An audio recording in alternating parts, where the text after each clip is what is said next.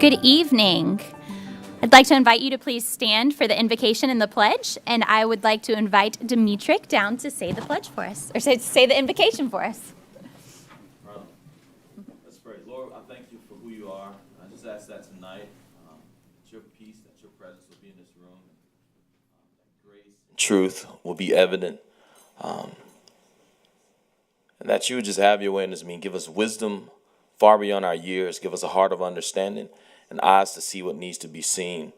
And may you just get the honor and the glory in this. And again, just peace and joy. May it be the thing, and we'll be careful to give you the glory for that. In Jesus' name, amen. Amen.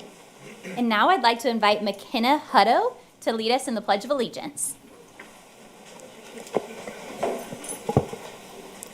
I pledge allegiance to the flag of the United States of America and to the republic with which it stands, one nation, under God, indivisible, with liberty and justice for all.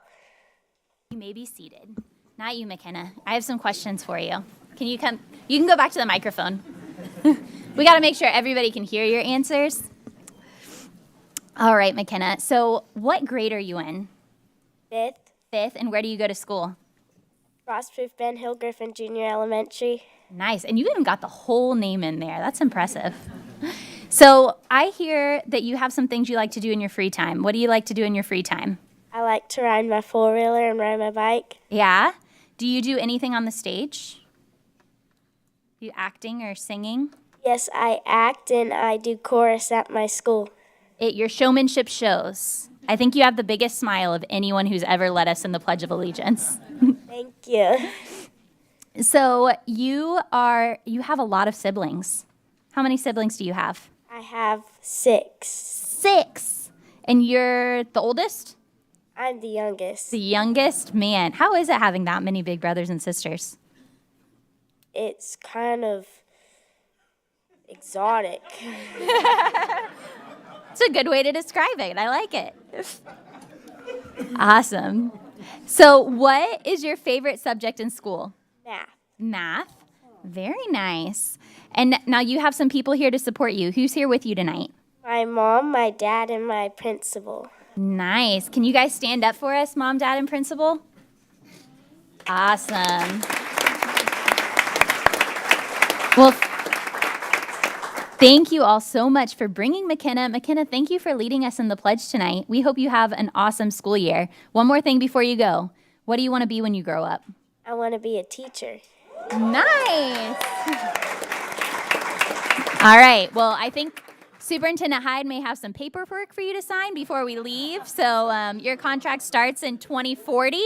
But we hope you come right back here to Polk County to teach. Amen.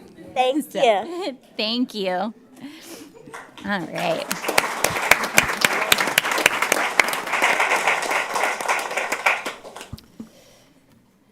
If that doesn't make you feel good. All right, I'll now call this meeting to order. And our first order of business is to accept the school board agenda. Superintendent Hyde, do we have any revisions? Yes, ma'am. Madam Chair, there are 2 changes on this evening's meeting. Item H2, K-5 varsity tutors online tutoring platform for the 23-24 school year has been removed. It will come back in November. Item Q2, policy updates, policy 3121.01 has been removed along with the attachments at this time. Thank you. Yes, ma'am. I'll now hear a motion to accept the agenda as revised. So moved. Second. Ms. Cunningham and Dr. Allen, any discussion? Seeing none, all those in favor, please signify by saying aye. Aye. Any opposed? And the motion carries. Superintendent Hyde, hand it over to you for special recognitions. Yes, ma'am. At this time, I'd like to invite school board member Ms. Kay Fields to step down for this evening's special recognitions.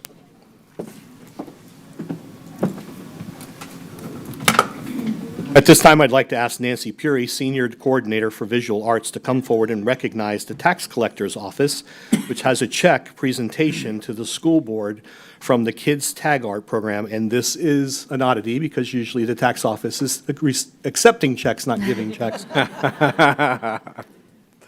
So good evening. Good evening. It's a pleasure and honor to be here today again.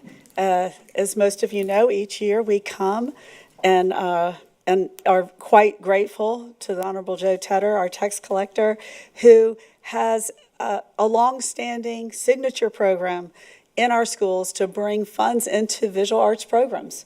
And at this point, and I'm going to brag, where did he go? He's over here. $2 million over the past 17 years. We're actually in. So, this is an amazing program for those of you that may not be familiar. This is a tag program for students in 5th grade, and it has expanded and been added to a little bit each year. We added a Superintendent's Award a couple of years ago, and before that, a Teacher's Award. So the teachers, our art teachers who are artists, design a tag and get an award. So he brings in more and more every year. And so without further ado, the Honorable Joe Tedder.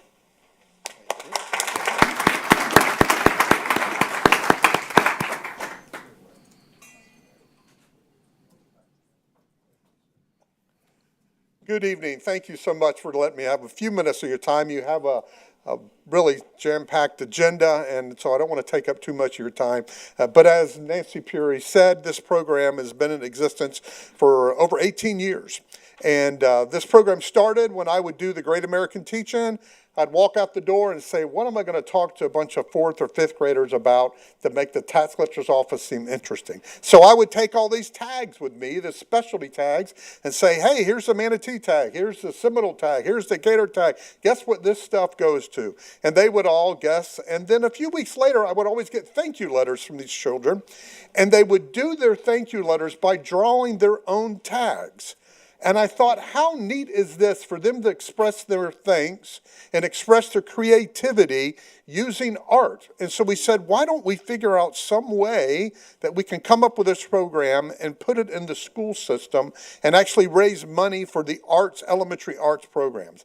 And I come here today because none of this would have been possible without the school board, the superintendent, the amazing fine arts people in the school board, the unbelievable art teachers, and our artists, the students.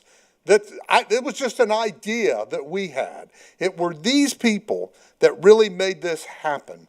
And we're so grateful. This is a very healthy program. Every year we add more and more sponsors. This past year we added the Department of Citrus as a sponsor, and First Tag Agency, a private group there in Lakeland. We have several different sponsors, over 20 different sponsors, and our main sponsor being every year Southern Homes of Polk County. And they put $25,000 into this program.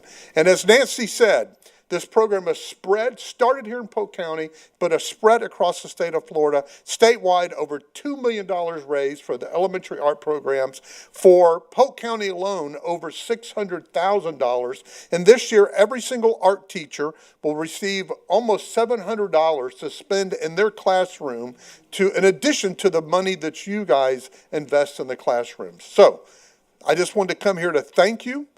Thank you for your support. Thank you for not only your support by allowing me to be here, but every one of you come to the programs that we have every year. Every one of you are there to celebrate with those children when we do that in the spring with their artwork, and I'm extremely grateful to that. A few years ago, we started a little contest amongst you to see which district, the schools in that district sold the most tags. And I will say that Sarah Beth Wyatt has won many years. Sarah, you're getting a little excited way too soon. We grabbed the award from Sarah Beth so that we can issue the traveling award to who won it this year. And actually, District 7, Lisa Miller, has won this year. So, Lisa. I know, I've won it every year. I would like a recount. So, with that, I would love to get a picture with Member Fields and of our big check that we bring you every year. And so, everybody that's supposed to be part of that picture, please come in and join us. That's awesome. Congratulations.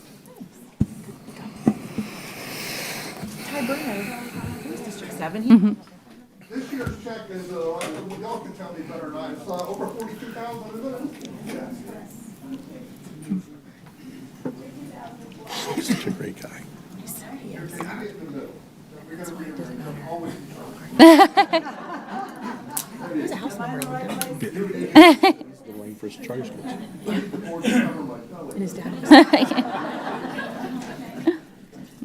He's quick to say that's not how I designed it, that's not what our intent was.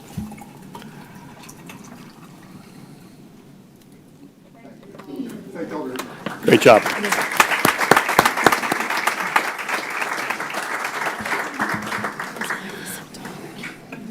Yeah.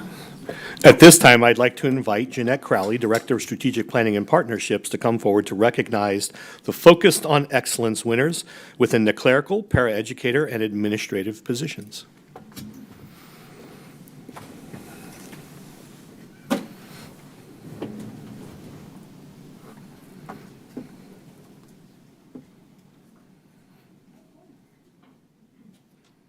Good evening, Madam Chair, school board members, and Superintendent Hyde and our community. We're excited to continue highlighting the important contributions that Polk County Public School employees make for our students through the Focus on Excellence Employee Recognition Campaign. This campaign honors staff members from different employee groups who might get overlooked amidst the hustle of keeping one of the nation's 30th largest school districts running efficiently. Each quarter, the program will recognize a select group of employees through a nomination and committee process.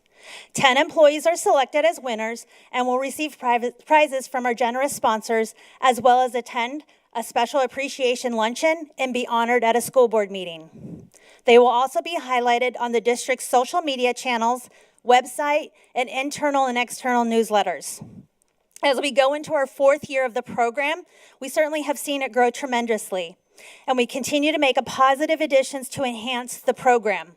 For example, we've increased the number of winners selected from 5 to 10 employees per quarter, giving us a total of 4 employees recognized and highlighted each year.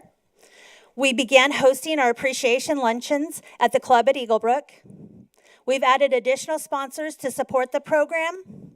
We've offered exclusive PCPS logoed gift items and incentives.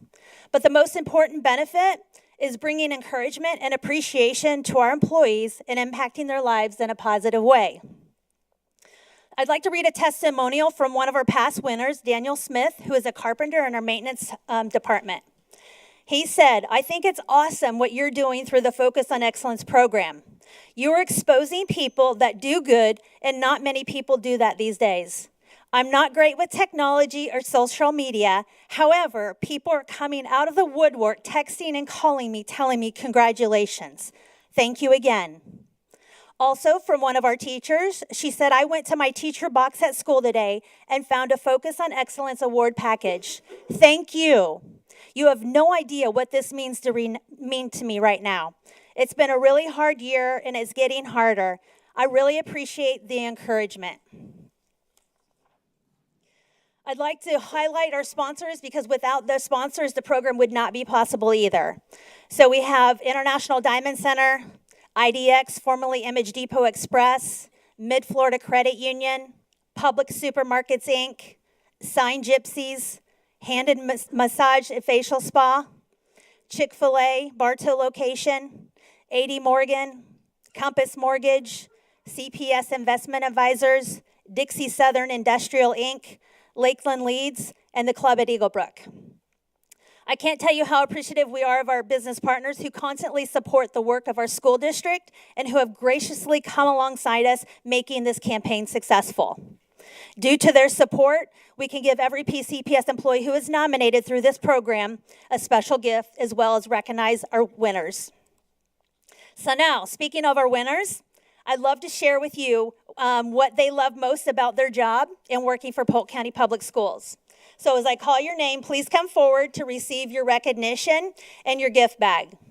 Tamika Kelly, who's a paraeducator at Mulberry Middle School.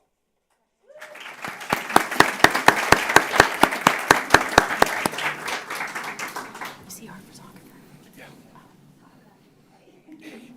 been here for like 8 months. We have both. I want everybody to hear what Tamika said. So she said she loves to work with children because she wants to have a positive impact on the lives of the children, build relationships with children and fellow caretakers, and have the opportunity to grow. She chose to work with Polk County because they believe in students first. Leave no child behind. Every day is filled with adventures. Nothing matches the energy of a child's enthusiasm for life and eagerness to learn. She finds herself engaging in different tasks and activities every day. Also, each child she works with will have different strengths, personalities, and perspectives. So we want to thank you, Ms. Kelly, for all you do for Polk County Public Schools.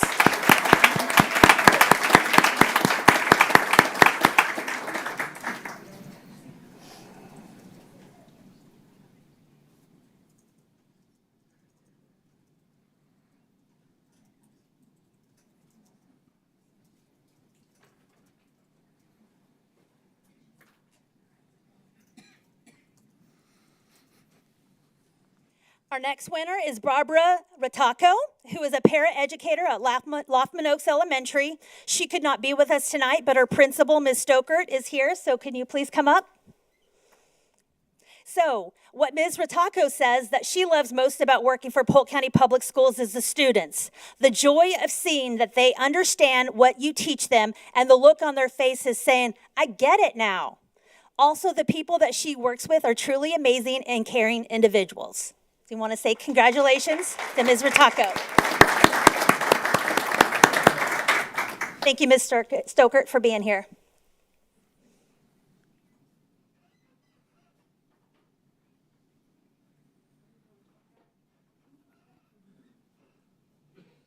Rachel McDowell, Personnel Assistant 2 in Recruitment and Engagement.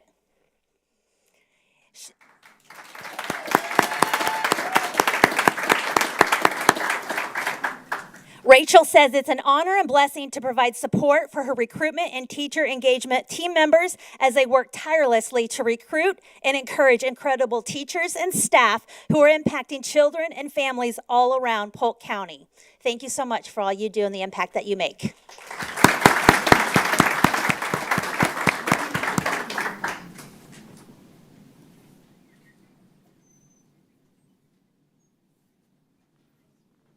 What am I?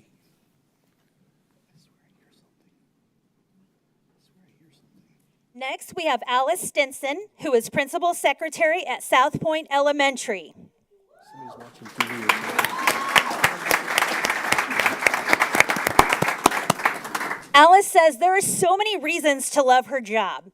She loves greeting and welcoming students and parents with a friendly smile. She's always smiling. A smile always makes someone's day a little brighter. She also enjoys assisting the staff at beautiful South Point Elementary. Being part of the newest school in Polk County has been both challenging and exciting. Whether it be something big or small, she loves to help in any way that she can. She's also thrilled to work for Polk County Public Schools because she's dedicated and committed to the educational and overall success of our students. She strives to have a positive impact on the students' lives and the community at South Point Elementary. Congratulations.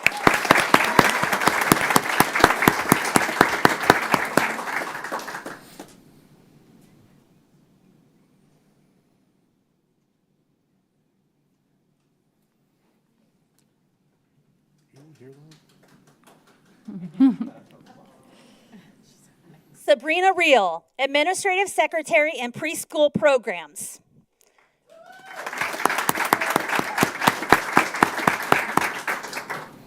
Sabrina says, what do I not love about my job? Since moving into the early childhood department with early childhood is her passion, she has felt this sense of belonging and her team is amazing to work with. She enjoys helping people and feeling like she's contributing to the bigger purpose. She loves working somewhere where you feel appreciated and are encouraged to succeed. Congratulations.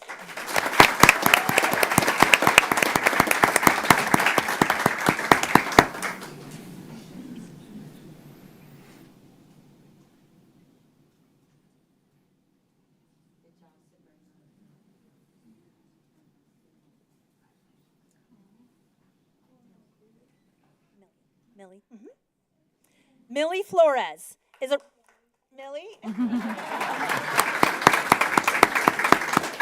You got a fan club here.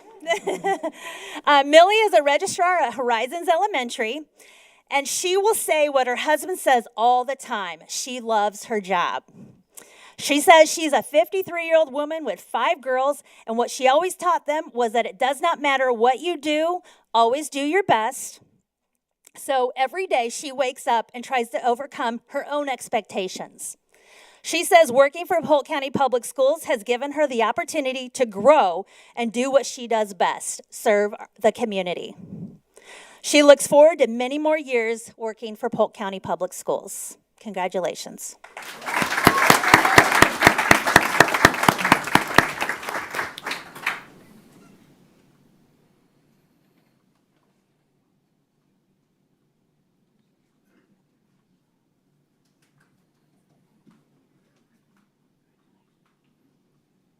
Autumn Ashley, Administrative Secretary in Facilities and Operations. Autumn has shown that students are first in her book. She answers the phone for facilities and multiple times a day will receive a phone call from a parent needing direction.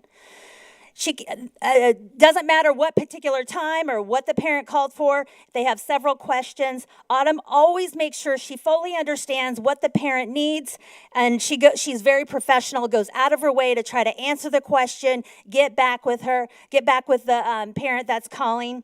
She takes information down. She goes to other departments. She basically tries to find the best answer to get back to the parent so that we can give the best customer service. We want to thank you for what you do and say congratulations, Autumn.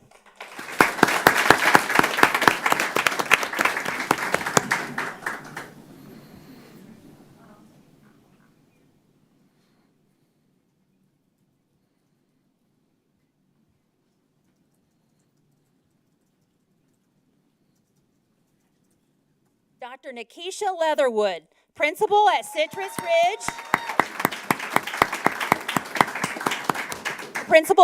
Ridge, a civics academy. What Dr. Leatherwood loves most about her role is the ability to create an atmosphere where students and staff want to be.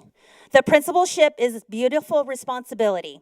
She truly loves her school and feels that it's a better place because it's under her leadership. She takes honor and pride in showing up daily for her school community. She gets to be the principal she wished she had growing up. Congratulations.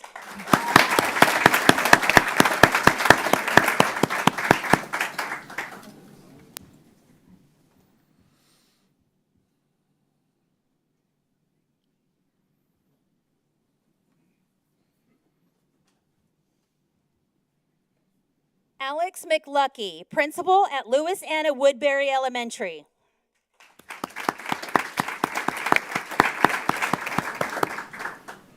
Mr. McLucky says that our career allows us to impact the community by supporting families and providing students with the tools they need to thrive in their future. His favorite aspect of his job is promoting student success and inspiring students and his staff to achieve their potential. As a principal of an elementary school, many of our students exhibit a general excitement about what opportunities exist for them in the future.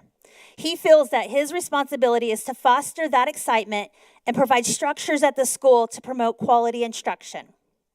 He's enjoyed the opportunities that Polk County Public Schools has provided and relished his time serving the different communities. He looks forward to many more years serving this wonderful district and hopes to continue his journey of growth alongside his students. Congratulations.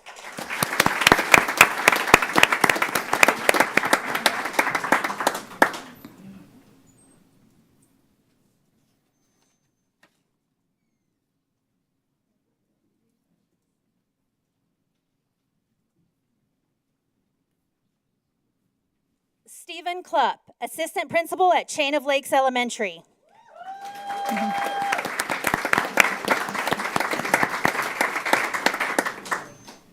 The thing that Mr. Klupp loves most about his job as an administrator for Polk County Public Schools is the people. He loves working with amazing staff of hardworking individuals. The school staff collaborate together to provide students in their community quality instruction while focusing on campus safety and support for their peers. Our teachers work hard to support each other and strive to meet all students' needs, including both remediation and acceleration. Our families are engaged, and we have high turnouts at family events. The families in our community are very supportive of our schools and PTO's incentives of creating a fun and engaging education for students and making our staff truly feel the appreciation and the respect the job deserves. Finally, he loves serving the students at the school. Education is our students' future as well as our community's future. It is an honor to be able to serve in this endeavor. Congratulations, Mr. Klepp.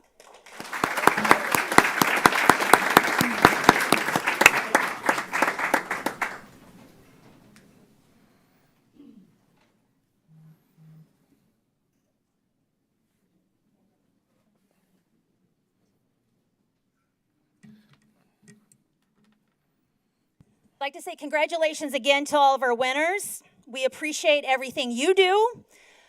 Do we want to do one group photo at the end here, Mr. Klepp? We do one group photo? We're on group photo? Okay. Okay, you're still down here?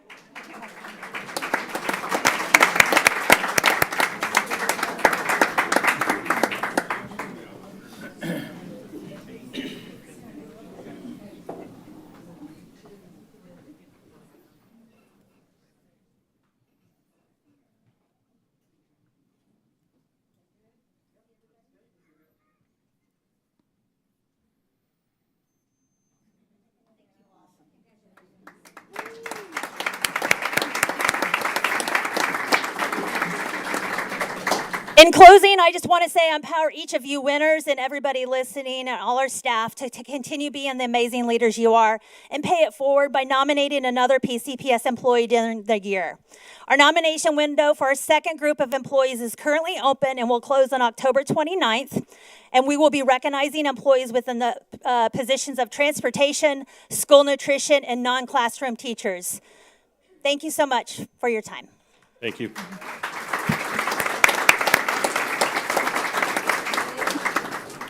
But wait, that's not all. The next two recognitions are incredibly special. We will honor our nominees for this year's Principal of the Year and Assistant Principal of the Year.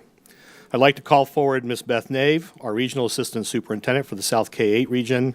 It looks like Ms. Tracy Collins is joining her, and Dr. Ben Henry is also joining her. Ms. Nave will take a brief moment to explain how our nominees were selected out of all of our outstanding school administrators. She will then call each nominee to the front of the auditorium where they will receive a trophy and stand together for a group photo. After the group photo, I will announce who will receive another trophy, and the winner will be invited to share some thoughts. The Principal and Assistant Principal of the Year winners will also be recognized at the Polk County Public Schools Inspire Awards on Thursday, November 9th at the RP Funding Center. This event will also feature the naming of Polk County Teacher and School-Related Employees of the Year.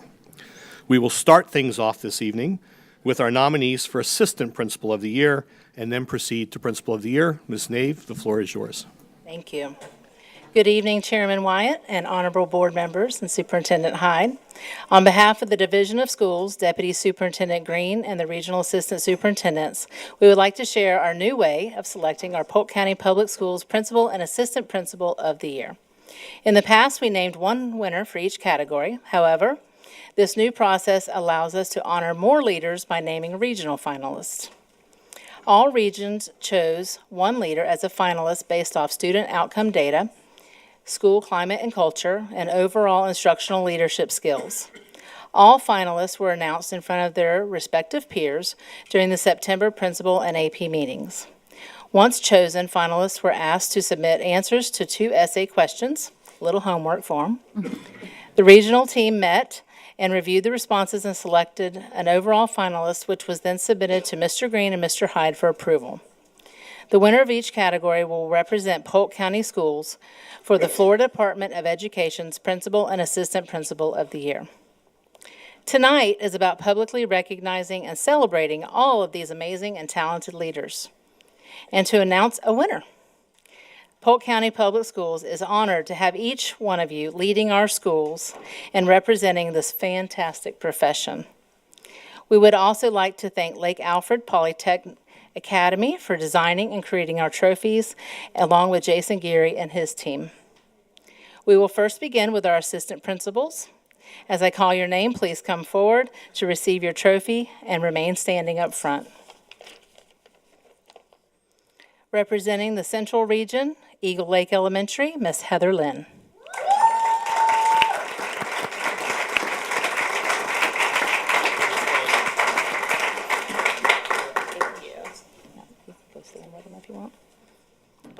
From the high school region, Mulberry High School, Gian Monticelli.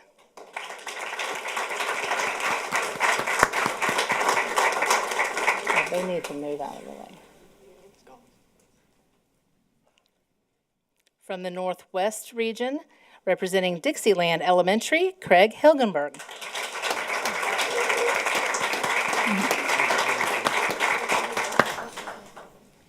From the Northeast region, representing Lothman Oaks Elementary, Lauren Gakakis.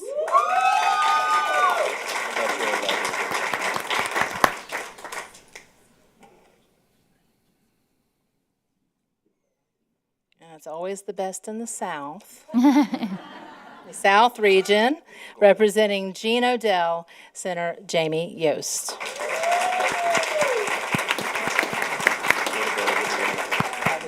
On the floor. Thank you. All right, Mr. Hyde, at this time, will you please announce the winner for the AP of the year? We're going to create some tension here in the room real quick. Oh, my God. Do we want a drum roll? Be able to take their photo in peace. Clearly, we're absolutely thrilled by your nomination. I mean, you are exemplary leaders in our school buildings. Each of you was nominated for very real reasons, and those that we are very proud of the work that you do each day. This is one of the most difficult things for me to do, which is announce one of you as the finalist. But in reality, you're all incredibly amazing administrators, and we're blessed to have you leading in our schools. But I do have to select one of you. And so at this time, I will announce that Mr. Gian Monticelli, assistant principal for Mulberry High, is our assistant principal every year.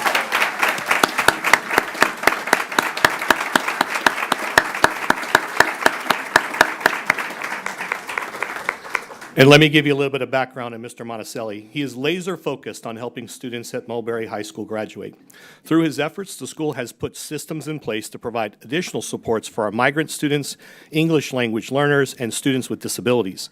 His leadership has produced outstanding results in his school's overall graduation rates, and in addition, he has worked hard to make sure students have a plan for life after high school. He is partnering with the local Hispanic Bar Association, and he has developed the summer internship programs for students.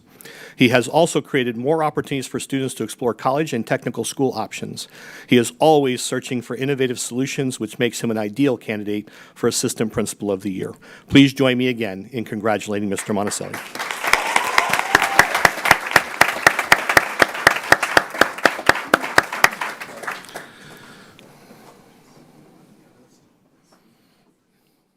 Mr. Monticelli, you're welcome to go to the microphone if you have a few words. Well, thank you. Thank you so much, Superintendent, for those kind words. Thank you so much to Ms. Collins for nominating me and for the support that the school board has provided us as well. Thank you to the district leadership for the support that you provide us each and every day. I am honored, I am humble with this opportunity to represent Mulberry High School, my Mulberry community, represent Polk County Schools as well in this capacity. This is going to serve as a reminder every day to continue to push for excellence within my school, within our school. I am very honored. Again, thank you. I do want to say that this job is difficult. Those of you that have been in our shoes, any job in education is difficult. There are many challenging days and some days that make you question why we're in this profession.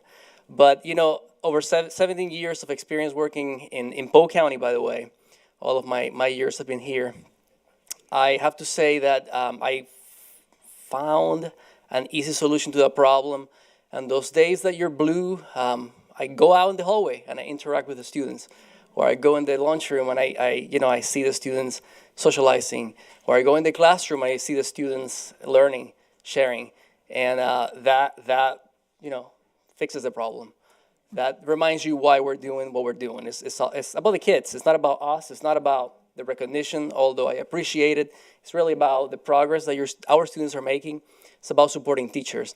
I do want to thank my family, my wife and 3 beautiful children. I get up every day trying to be the best I can for them. I do want to thank my wonderful principal, Michael Young, one of the best out there. He has guided me since 2011, 13 years. I've been learning from him, with him. And I do want to thank my admin team. They're wonderful. I could not do my job without them. Ms. Dixon, Mr. Murdoch. I also want to thank my teachers. Really, any success that our schools have, earned over the years is because of them. They're in the trenches teaching hundreds of students every day, and they make it happen for us. Thank you. Is your family here this evening? They are not. I have 3 kids. One is 10, one is 9, and one is 1.5. So my wife is home with all 3. Yes, it's a busy house. We would be more than happy to host you and your family at an upcoming board meeting so we can get a family photo of you. So Thank you. deserve Thank you for that, recognition. Superintendent. Thank you. I appreciate it. Thank you.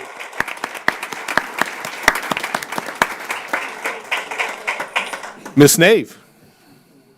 You can see why it was a difficult decision when we have such high caliber leaders. All right, for our principals, thank you. Our principals representing Central Region, Elbert Elementary, Miss Alex Wise.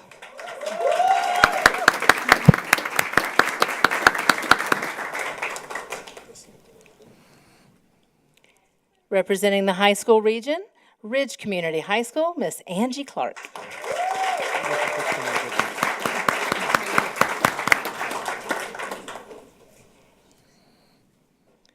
Representing Northwest Region, Socrum Elementary, Jonna Joswiak.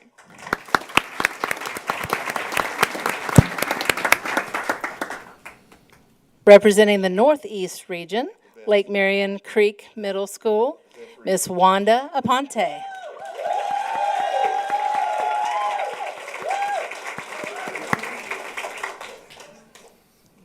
Representing the South Region, Mulberry Middle School, Cindy Cangelos.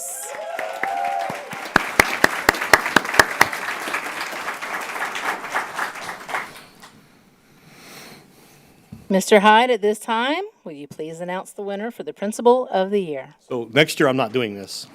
I had one child for a reason, so I would not have to answer who's your favorite. I know. This Can you group of imagine reading the essays? Well, all jokes aside, this group of administrators standing before us today are absolutely exceptional, and I could talk at length about each of you.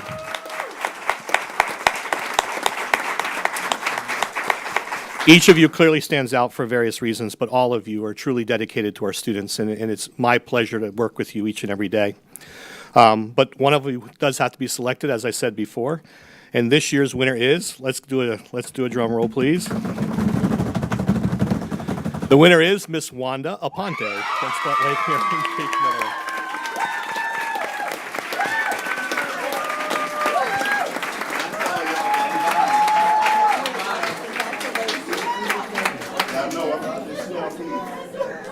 Hey, Wanda.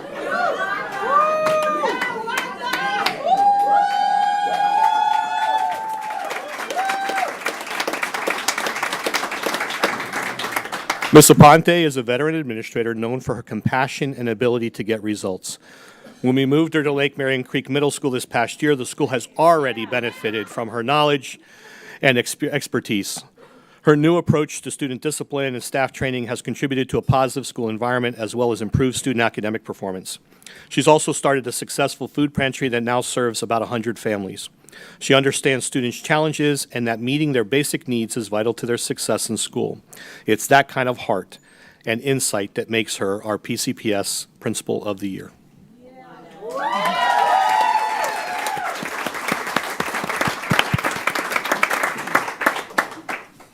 Are you sure you want me to talk? Board, Superintendent, thank you so much for this wonderful recognition of the hard work that everyone here that works for Polk County puts in on a daily basis. This job is one of the most rewarding, and it could be annoying at the same time, but it's one of the most rewarding jobs you can have. Being a career changer, I came into education by accident. I started as a para, and here I am almost 20 years later. So there is room for growth if you put in the hard work. But it's not about the accolades. It's about being a servant leader, and it's about having a passion for the job. And I am so honored to be here with these amazing principals, assistant principals, and I'm just very happy, and I'll continue to put in the good work until the good Lord tells me it's time. So thank you very much, and it's time for me to go party now. Oh, and my husband, who's my husband and my handler, Edward Ortiz. Can we please have your family join you for a photo? Yes. And my cousin, Esperanza de Jesus, who, you can see, we're not shy people. We're not shy folk, but they've always been here from day one, and I truly appreciate all the sacrifices my husband has made with all the crazy hours and all just the craziness that I come at a moment's notice, and he's always willing there to support me. And again, thank you. Thank you.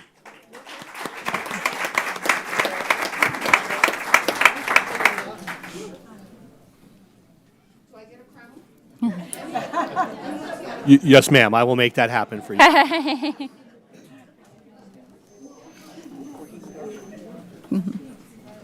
Thank you, Ms. Nave. Madam Chair, that concludes recognition for this evening. Thank you, Superintendent Hyde. Come on down. Thank you, Superintendent Hyde. The next item on our agenda is public comments for agenda items, and I'm going to let everybody that's leaving leave before I say anything else. Give them a minute to.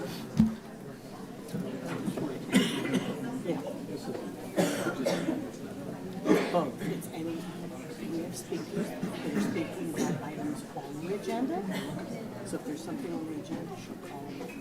And your speakers will speak on just any topic. Oh, yeah.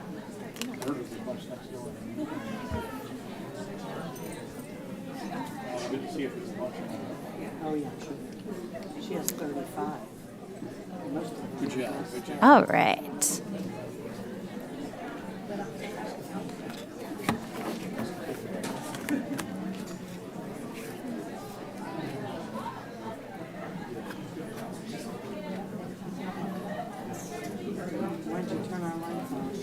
Can we have the lights back on? Oh, hey, Miss Collins, can you turn the lights back on? Miss Collins, stop leaning on the switches, please. Thanks. All right. So next is public comments for items on the agenda to be voted upon as adopted at the start of the meeting. Before we begin, I'd like to again welcome the public and go over our public comment process and opportunities for this evening.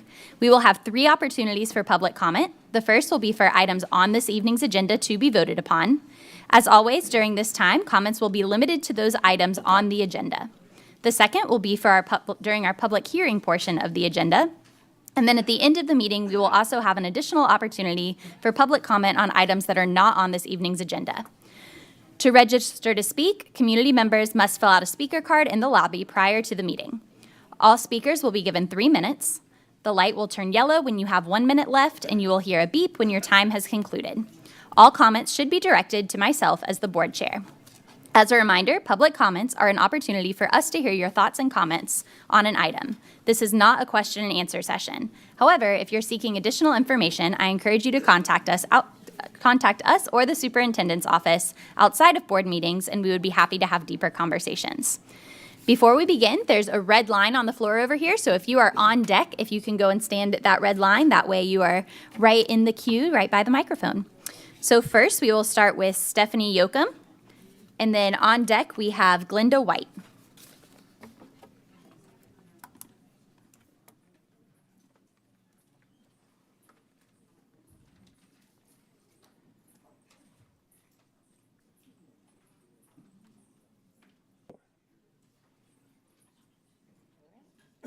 Hi, I'm Stephanie Yoakum, Polk Education Association President.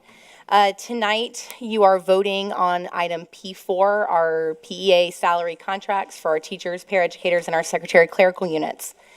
As you vote to ratify the 3 PEA contracts tonight, I want to thank our 3 bargaining units for their participation in this collective bargaining process. These salary agreements are their proposals that came to fruition in these contracts before you. They told their union that their priorities are to break up the experience compression that our state has forced on us over the last few years through direct legislation dictating how we must spend salary money for teachers, and by underfunding our district through our per-student funding allocations that forced us to compress our support staff salary pay grades as the minimum wage moved to at least $15 an hour last year. The state did not allocate the necessary funding to give all support staff the same raise last year. These salary agreements begin that decompression that keeps our employee health insurance at $0 premium, with all other premiums and deductibles staying the same, with copays actually decreasing to $35 if their provider is a highly qualified provider with our Embold health plan. Breaking up the compression and moving staff down their schedules to ensure our veteran staff are seeing the types of raises that our base salaries have seen over the last few years will not happen overnight because this didn't occur overnight. Our district cannot rely on the state of Florida to do right by our students and this district with the appropriate funding to provide our students with the high-quality, free public education that our state constitution mandates. Over the last few decades, our state has demonstrated this derelict of duty to our public schools and our communities and they have no interest in upholding this constitutionally mandated responsibility to fund one free, quality public school system. We need our school board to put a millage referendum on the November 2024 ballot for salaries so we can compete with surrounding counties who either have a millage referendum currently or coastal properties that increase their local property tax contributions. Polk County Public Schools must act now to ensure a millage referendum is on the November 2024 ballot to retain quality staff in Polk versus staff leaving to work in other surrounding districts where they are paid more. To our bargaining unit employees that are not yet a member of their union, we ask that you join so that the contracts we've bargained over the last almost 50 years remain in place. We must maintain our voice, your voice, as we collectively negotiate our wages, hours, and working conditions with our employer, you, this board. Individually, we are nothing but a whisper, but together we can move mountains. Our bargaining units ratified their respective contracts at 95% for the teacher contract and 98% for both para and secretary contracts, and we urge a yes vote from this board tonight. Thank you. Thank you, Ms. Yoakum. Next up is Glinda White, and on deck is Royal Brown. Good evening. I'm Glinda White, a Winter Haven resident. I want to thank you first for removing the varsity tutoring program from the consent agenda. It's a great opportunity for board members to study data connected to this program, consider the value of the $6.6 million in proposed spending, and research other more effective and less expensive Ms. White, methods. that's not currently an agenda item. I'm sorry, excuse me. Thank you. Just wanted to thank you. Okay. Consent Agenda H, Subject 3, addresses an ongoing grant to help migrant farm workers develop their careers. I provided you an article discussing some of the costs of illegal aliens in the U.S. For years, American citizens have endured the costs of supporting illegals. This grant is another way to extract money from U.S. citizens to fund people from other nations. The description portion of this item states these funds be used for lawfully admitted and then includes a long list of those who get into our nation. What is the definition of lawfully admitted? We all know that anyone who steps foot over our border is now admitted with no vetting. There is no definition of legally admitted anymore. They may have paperwork, but how do we verify validity, proper health screenings, that their kids are even theirs? They receive billions in benefits meant for U.S. citizens, and we should not be paying for their expenses. NGOs make billions bringing migrants to the U.S. They should be paying for or sharing with employers the cost of health care, private education, legal expenses, food, clothing, and all others with private funding, not taxpayer dollars. Many women and children are horribly victimized on their way to the United States by predators. 85,000 children have disappeared after crossing our border. If our practices encourage illegal crossing of our border, we consent and contribute to horrible victimization and slavery of multiple thousands. The Polk County School District is rated 60th out of 67 in the state. Why do you not petition lawmakers to require non-citizens to take on their own costs or go to one of the charitable organizations to pay for them? The Polk School Board must focus on providing excellent education for citizens of Polk County and easing teacher burdens. This grant money comes from the sweat of Polk citizens and uses resources meant for them on non-citizens. Helping others outside of our basic focus is a good thing, but if we don't take care of ourselves first, we will not be able to take care of others. Please do not accept this grant. Thank you. Thank you, Ms. White. Mr. Brown. And on deck is Robert Goodman. Good afternoon. I'm Royal Brown III, and I reside in Winter Haven. I'm here to address concerns regarding consent agenda H, item 3, for migrant farm workers. I noted in the agenda the criteria for this education is lawfully admitted, but no definition of this phrase is provided. We have millions of people entering our nation unlawfully. They are not required to go through a vetting process prescribed by existing immigration laws, but rather are simply allowed into our country, let go, bused, flown to cities across the United States without notice. There's no doubt many migrants are good people who are here to work and support their families. However, there are also large numbers of criminals and potential terrorists who enter as well. These criminal illegal aliens bring with them trafficking, rapes, murders, drugs, gangs, and potential terrorism that is very costly to taxpayers. Polk County and Florida are not exempt from the actions of these unvetted aliens. In fact, last year and this year, so far this year, the U.S. Customs and Border Patrol has reported over 100,000 illegal aliens have entered Florida. I provided several articles depicting some of the consequences of allowing illegal aliens into our nation and Florida without vetting. My concern for this $352,000 state grant is if we taxpayers are paying for the education of possible illegals who have not been vetted rather than using our tax dollars to ensure the citizens in Polk County have provided excellent adult education. The citizens would need adult education needs should come first. I recommend that Polk County Public School District staff and school board review the definition and the meaning of lawfully admitted and verify that those migrant farm workers who wish to use these services fully meet that criteria. Thank you. Thank you, Mr. Brown. Robert Goodman, and on deck is Matthew Greszlowski. Hello. On my card, I said I was going to talk about 2 of the consent agenda items. I'm actually going to address a third one just briefly. When Ms. Yoakum was here, she said that we needed to put something to raise the millage rate. I just want to really, in a time where there's economic hardship going on in our country and families are trying to figure out how to put food on the table, that is not the time to raise taxes. And I'll just leave that at that. Also, P3 is inserting a lot of new library books in the system. I'm sure all of you got a few emails from me yesterday with the content of some books in Polk County. I hope that you've taken time to read the content. It is not Catcher in the Rye or Huckleberry Finn. This is graphic that is straight up pornography, and I do have copies. If anyone is unsure of the book issue, I have copies of what's in Polk County libraries I can hand out to people.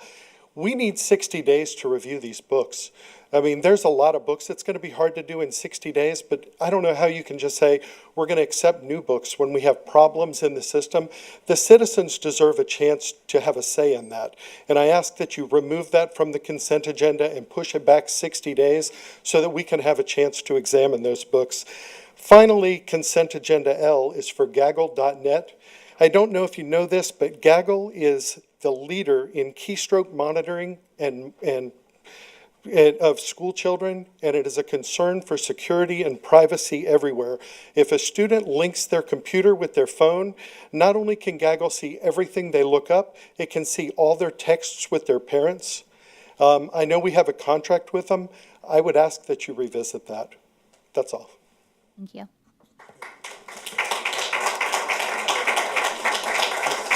I'm so sorry. Grocholski. As soon as I said it, I knew it was the wrong Almost one. every I'm meeting. so It's okay. sorry. It's okay. I get it. It's not. And on deck is going to be Sarah Gunn. Hello. Today I'm here to speak on agenda item P3, the library book list for our public schools. In my senior year of high school in 2022, I was granted the privilege to serve as a TA in the George Jenkins Media Center. In that experience, I was able to see a safe space for all children, including marginalized communities, people of color, everything. I was able to see the beauties of our media center and how great all literature is, including the controversial ones. That year, the attempted burning of our texts were proposed throughout our entire county. I saw that and I knew that I had to step up. I defended the book extremely loud and incredibly close. I saw the values of that book. The concepts of grief, compassion, and love ingrained in that text. I did not learn about 9/11 just through the documentaries shown at my public high schools, my middle schools.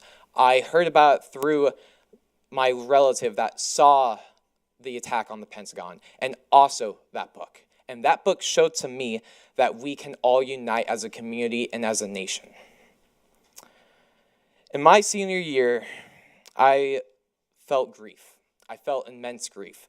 2 students at our high schools in Polk County that I were able to know through many other students, unfortunately had their lives cut short. Let students read about how to deal with grief. Let them read how to deal with compassion. Do not let them face it alone. And these texts help these students. They help them identify grief, how to identify compassion in our communities. And while dealing with all this grief, I decided that I need to strive to be better and to help the people that helped me in those media centers. After reading the book, Their Eyes Were Watching God, in my high school AP English course, I was able to learn about Edenville, the institutional racism that that community has faced, how their literacy rates are nearly in the single digits. Now I'm a student at Rollins College, and I was able to walk in the first Juneteenth parade in Edenville, one of the first Black communities in America. I marched with their mayor, their state representative, their congressman. I have learned so much through these books about compassion, leadership, and tranquility that our communities need. Keep what we have. Promote what we have. That's what matters the most to our students. Thank you. Thank you. Sarah Gunn, and on deck is Kendra Stalker.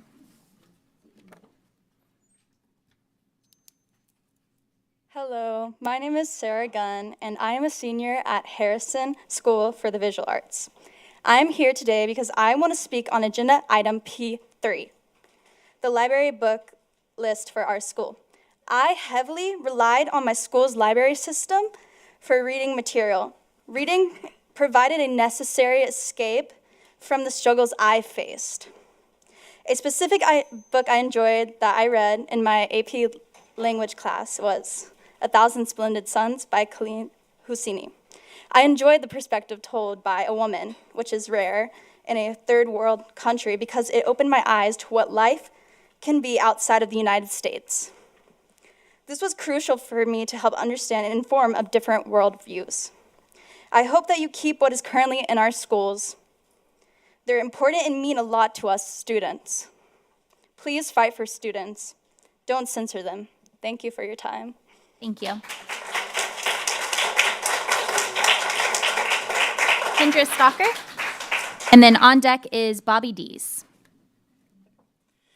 Hello, my name is Kendra Stalker, and I'm currently a senior at Lakeland High School. I am here today because I want to speak on agenda item P3, the library book list for our schools. I wholeheartedly oppose any form of book bans. I, like many other people my age, really enjoy reading. It is a gateway for creativity and abstract thinking, a portal to an unknown world with freedom to explore it in my own mind. Some of my favorite books that I've read have been reviewed to be or straight up banned in the United States. Some of these titles I have read include The Perks of Being a Wallflower by Stephen Chbosky, Last Night at the Telegraph Club by Melinda Lowe, and ironically, Fahrenheit 451 by Ray Bradbury. Most of the books to be banned contain themes of love, acceptance, tolerance, and friendship, to name a few. These very themes are important to teach our young children and adults. Without them, there would be no empathy in the world, no sense of community or compassion, or no growth in our ever-changing society. Sorry. Banning books only makes learning more inaccessible, producing ignorant people who can easily be controlled and manipulated on a whim. I first read The Perks of Being a Wallflower in my freshman year of high school. I was quite shy, awkward, anxiety-ridden, and frankly, sad coming out of the pandemic into real school again, just like Charlie. At one point, I felt like I couldn't have or make genuine connections due to the separation of myself from the world around me. It reminded me that I am capable of loving others and being loved myself, that life does get better in a time where I ultimately did not think it would, and I saw myself in Charlie's struggles. It remains one of my favorite stories to this day, and for good reason. Also, Last Night at the Telegraph Club is another book I enjoy. It helped teach me that as a young queer person, there is acceptance in this world. I can find community in a sea full of bigots, and I can push societal barriers and break norms surrounding sexuality and gender. It was a positive representation when my anxiety was actively being challenged by inflammatory and discriminatory laws. Both novels have sincerely changed my life for the better, and I am certain others feel the same. Lastly, I just wanted to mention Fahrenheit 451. Their society made keeping books illegal, kept citizens distracted through entertaining media, and people were taught that books were confusing and full of meaningless facts, etc., as you may or should know. Doesn't this sound a little familiar, distracting citizens with various other forms of highly entertaining media? Telling students that our books are full of meaningless or untrue facts, all under the guise of protecting us? Correct me if I'm wrong, but last time I checked, you're not our parents. They are the ones who should decide what media they want their children to consume. Not the government, who vowed to care and uphold its citizens' rights and values, that in the end only wants to act in its own self-interest. It's almost like it's preferred that we're ignorant, don't know our history correctly, and aren't capable of complex and intelligent thought. That's what it seems like from the actions taken in the last couple of years. And my grandmother has always told me actions speak louder than words.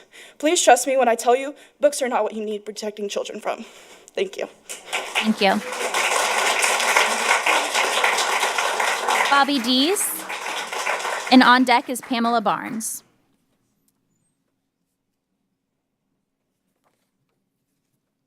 Hi, my name is Bobby Dees. I live in Winter Haven, Florida.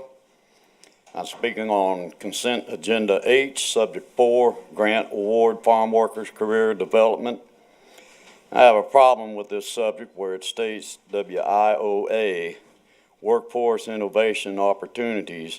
Funds shall be available to lawfully admitted permanent resident aliens, refugees, and asylees, providing funds for education expenses and tuition assistance for eligible students.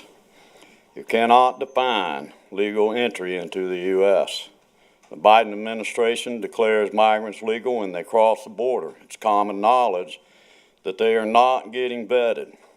How do we know the immigrants mentioned in this subject were actually vetted? We don't know. But they are receiving benefits like housing, food and clothing, education and job training at taxpayers' expense. All the while, there are American citizens that need these same benefits. The money being used here should go towards improving the education and performance standards of children in Polk County. The school board is failing our kids. Student performance levels have dropped from 57th place to 60th out of 67 counties in Florida. They can't read very well and they can't make change for $1. I stress importance of improving their skills and academics and the hiring of qualified teachers that believe in teaching the skills they need in life to make it in this world, and not socialist woke ideologies. This is what works. This is your job. There are NGOs, non-government organizations like Catholic Charities that have assumed the role of sponsors for migrants and getting paid to do this. Then we take over. The people who want them here should pay for it. So why are we paying for it? Let the NGOs do it. The law doesn't say we have to pursue federal grants to do it. The migrant children coming into our public school system don't speak English, which makes it harder for them to get educated and takes more time and more teachers and staff and money to do it, resulting in a negative impact on our student performance ratio. The school board should stay in its own lane and educate citizens of Polk County. Thank you.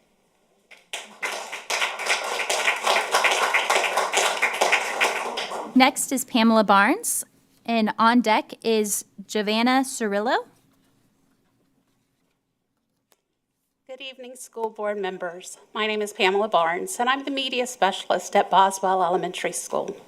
I have been a Polk County teacher for 32 years, and over 20 of those years have been spent as a media specialist. Tonight, I'm here to urge you to approve the purchase of library books on the agenda for our school libraries. The orders you have represent hours of work on the part of our media specialist with the help of our district media services. Before we decide on a book, we look at the needs of our libraries, the wants of our students, and the age appropriateness of those books. We have a selection policy plan in place that we adhere to, and we also present these titles to our library committee, then to our school principal, and finally submit them to you. Many, many hours are involved in this process. We have had state training and in-service training to make knowledgeable, appropriate choices for these purchases. Not to mention all the on-the-job experience we have. Please do not let a minority influence your decision on the majority tonight. Approve the book orders for us. Thank you. Thank you, Ms. Barnes.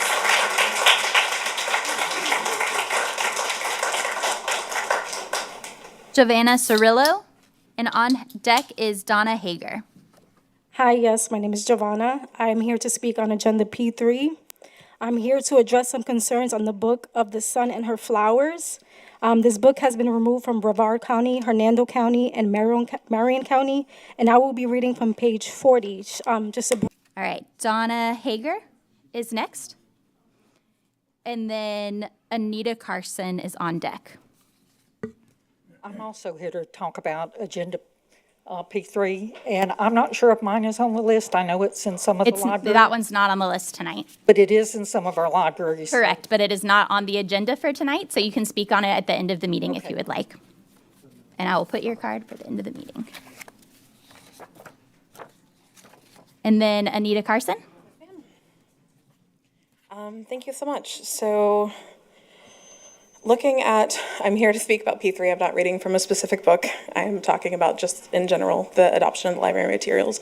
I really appreciate Pamela coming and talking about the immense work that goes into selecting materials for our students.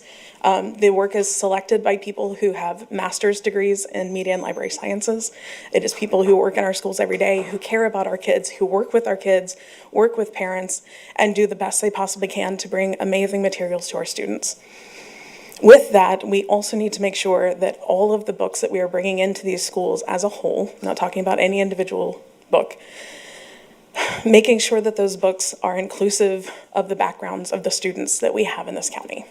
We have large groups of Black and Hispanic students who should be able to see themselves in the books that we are getting. So should their students that are not that be able to see the lives of other people. LGBTQ students should be able to see themselves and their families in these books.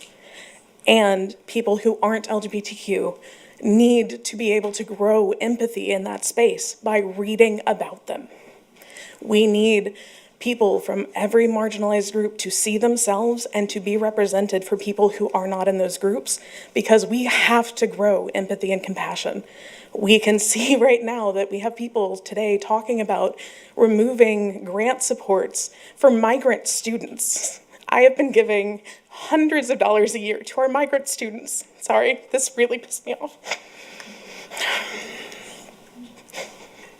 I donated toothbrushes, toothpaste, and blankets to our new charter school for migrant students, and we have people here talking about them being rapists, and we just let that go? That's who we're talking about trying to ban books. So please keep that in mind when you're thinking about that. All of our kids, and these are children, deserve respect, dignity, and support in our schools, even our migrant and immigrant students. Thank you. Thank you, Ms. Bryson.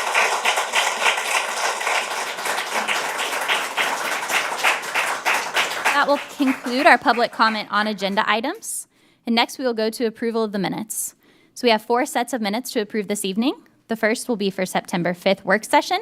And I will now seek a motion to approve the minutes of the September 5th, 2023 work session meeting. So moved. Second. Ms. Cunningham and Mr. Sharpless. Any discussion? Seeing none, all those in favor, please signify by saying aye. Aye. Any opposed? And the motion carries. Next will be our minutes from the September 5th, 2023 school board meeting. And I'll seek a motion to approve the minutes from the September 5th, 2023 school board meeting. So moved. Mr. Sharpless and Ms. Miller. Any discussion? Seeing none, all those in favor, please signify by saying aye. Aye. Any opposed? And the motion carries. The third set of minutes is for the September 26th work session. I'll seek a motion to approve the minutes from the September 26th, 2023 work session. So moved. Second. Ms. Fields and Mr. Sharpless. Any discussion? Seeing none, all those in favor, please signify by saying aye. Aye. Any opposed? And the motion carries. And the last set of minutes will be from the October 10th, 2023 work session. So moved. Second. Dr. Allen and Ms. Cunningham, any discussion? Seeing none, all those in favor, please signify by saying aye. Aye. Any opposed? And the motion carries. Next will be our consent agenda. I'll seek a motion to approve the October 24th, 2023 consent agenda. So moved. Second. Ms. Fields and Ms. Miller, any discussion? I do. Ms. Miller? Just want to recognize on the consent agenda, we have the, let me look to see. Don't go anywhere. Slipped away. This is where we're approving Polk State College that we discussed earlier. Is that true? It went away. Where'd it go, Chairman Wyatt? You want an item number? The item number. Because we have the provost here, so I was just going to recognize that the board was supporting. 02. 02. Polk State College Collegiate High School Charter Contract Modification. That was a very small discussion. Candy Amato was so excited that we didn't have 100 questions for her, but I appreciate Dr. Bratton and the audience here to support that school, and I think everyone here was in support of that. I'm also very much in support of all of our children, whether the federal requirement tells us to do it or it's because it's the right thing to do. So I appreciate the speakers that came today. Thank you. Thank you, Ms. Miller. Dr. Allen? Yeah, I just want to speak to L1. And Superintendent, I don't know if you maybe want to speak to this, but I've interacted with the representative from Gaggle many times at our Florida School Board Association conferences, and then just wanted to verify, and Wes could speak to this as well, but Gaggle is not being invasive in student technology from a privacy standpoint. My understanding is that Gaggle only engages with our Microsoft Teams and our Office 360 suite and monitoring those aspects. And I just wanted to clarify on that, if you could speak to that. That is, is it on? You're on. Thank you. That is correct. What Gaggle does is actually provides a safety net for students, so if they begin to search for topics and things that are, as it relates to self-harming behaviors or threats to others. It notifies us and notifies the family, so we can take appropriate action. So Gaggle does not seek, nor do we collect data on student keystrokes, nor do we have any intent, nor have we ever asked to download or retain content data as it relates to text messages. Specifically, I don't believe that our devices have the ability to hotspot through a cell phone device because it would require them to continue to go back through our filter. So Ms. Pasco just walked in, so I'll go ahead and let her finish up with the explanation. Hi, how is everybody? Great. So I was in the hallway. We have quite a few people here. So can you repeat the question so I make sure I answer it appropriately? So yeah, just in public comment on agenda items, and this one in particular as relates to Gaggle. Yes. And just wanted to verify that Gaggle's only monitoring within our Microsoft suites and Microsoft Teams, the Office 360. It's not moving from those platforms to be invasive in a student's personal device. That is correct. So let's take a step back and look at it this way. We offer every student a Polk County email. Just like at work, I have my personal email and I have my work email and I have my personal email. And all of us in places of work keep those things separate. We do the same thing at Polk County. And we are monitoring the Polk County email. And we give every student a device and we're monitoring that email that they are putting on our device. We also teach students at the beginning of the year through the Flight Academy how they can appropriately use their digital tools and what we can see. So we tell them that we are monitoring that through Gaggle. We are not monitoring keystrokes. That we are not doing. What Gaggle does, and I believe Jill Seymour in Safe Schools has some information that they could share with that, is we do monitor when people are students are using digital tools to cry out for help. And we put in appropriate supports that need to be done.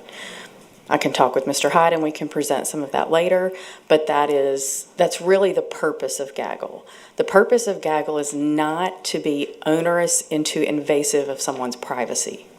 So it's monitoring our school email address that is given to students, and they are educated on what we can see and what they should do with that. We're not monitoring personal email addresses. It's also important to note that they are required to sign the DPA, the Data Privacy Act agreement, just like every other one of our software contracted supports. That is correct. And so that is required under Florida statute for the sole purpose of protecting student privacy and data. So Gaggle would have to abide by that, and we have a signed agreement with them at this time. Yes. Additionally, Gaggle does quite a bit of redacting, so this is not something that anybody's in and looking at things to violate anyone's privacy through there. Great. Does that answer the question? Perfect. Yeah. And I would also point out, this is functionality that we have to have from somewhere. You know, That is correct. This is a risk and a growing risk.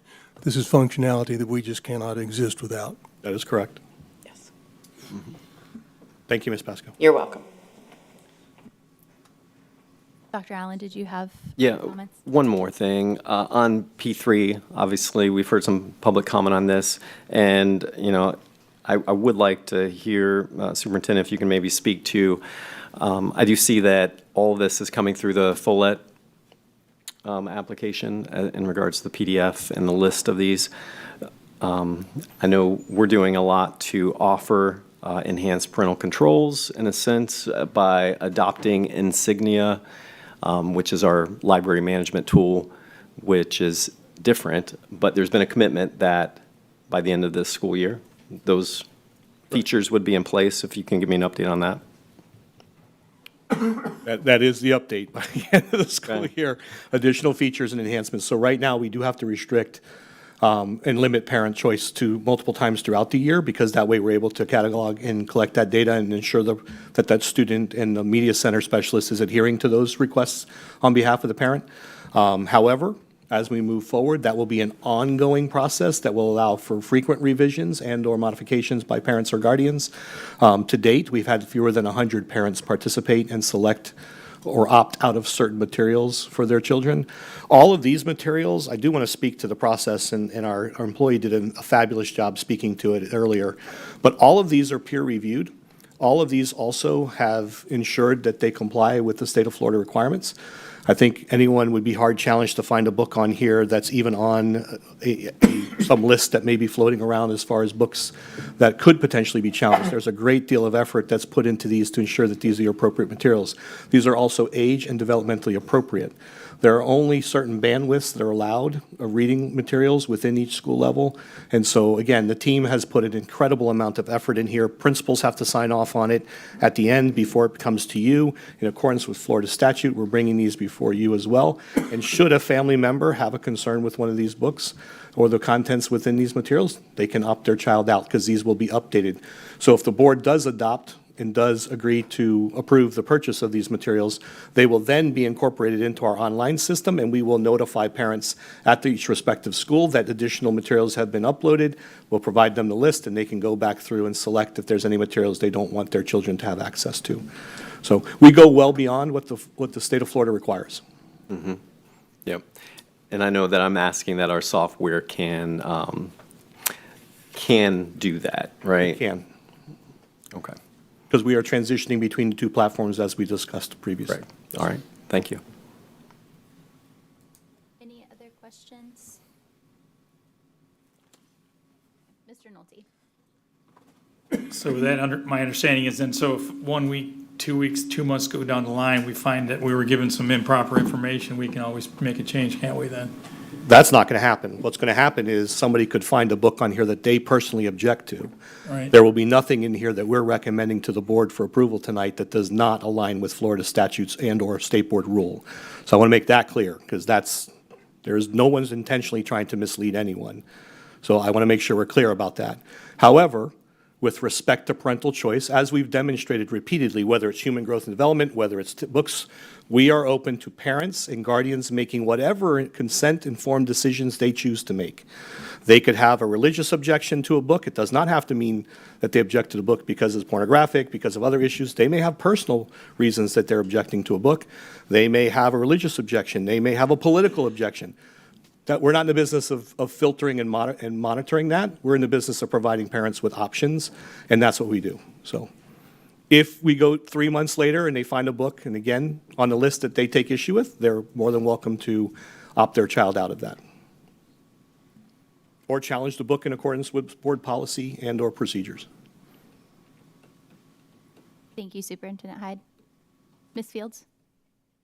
I just kind of wanted to reiterate what Superintendent Hyde just said. If you look at the description, it pretty much defines what we're specific about, and making sure that the areas of pornography and prohibited materials harmful to minors, suited to student needs, and appropriate for the grade level and age group is required by statute 1006.40. And there are a lot of other factors, making sure that the book is age appropriate, and making sure that we're in compliance with the state laws. And one of the media specialists who just spoke gave a very detailed analysis of how the process works and how much work and time and energy is placed in it. I think she did a great job with it.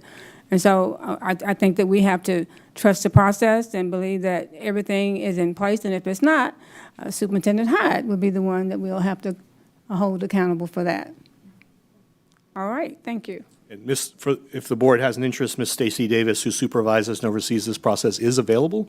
If there's any additional questions or you'd like further clarification on the process in which these lists that are before you were developed. Any further questions from the board? I don't have any questions, but if she would like to add something, I think it'd be nice if she would like to. Certainly. Good evening.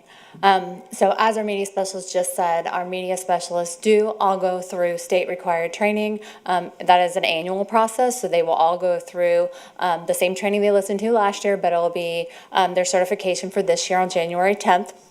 but they all currently have certification that's required by the state statute. Additionally, we have a selection criteria that goes beyond what other districts have. Elementary students, we use a Renaissance rating system, so think AR, Renaissance, Star.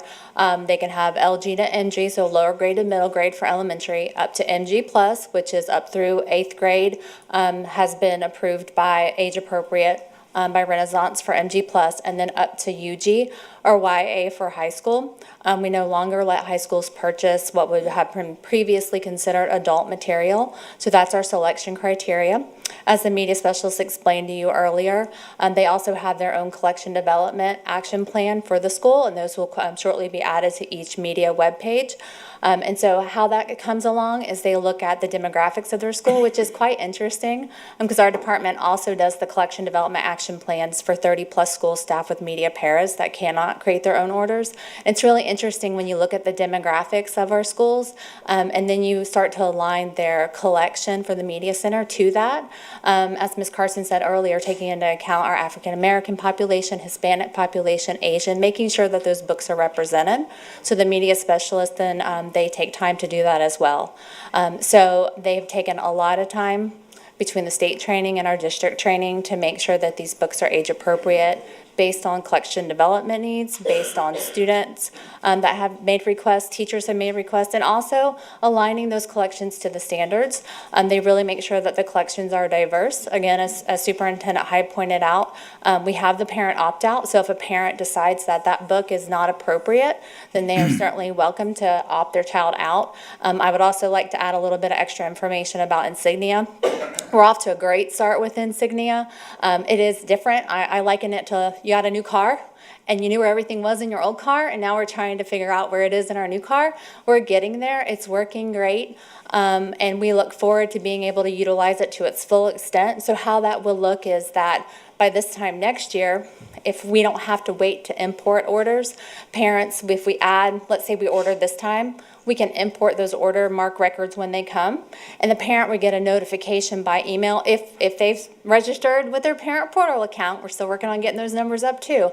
If we have the parent email, they would get an email that says new books have been added to your child's collection. Would you like to view them? And they have the opportunity to opt out. Currently, we have 2 safeguards in Insignia.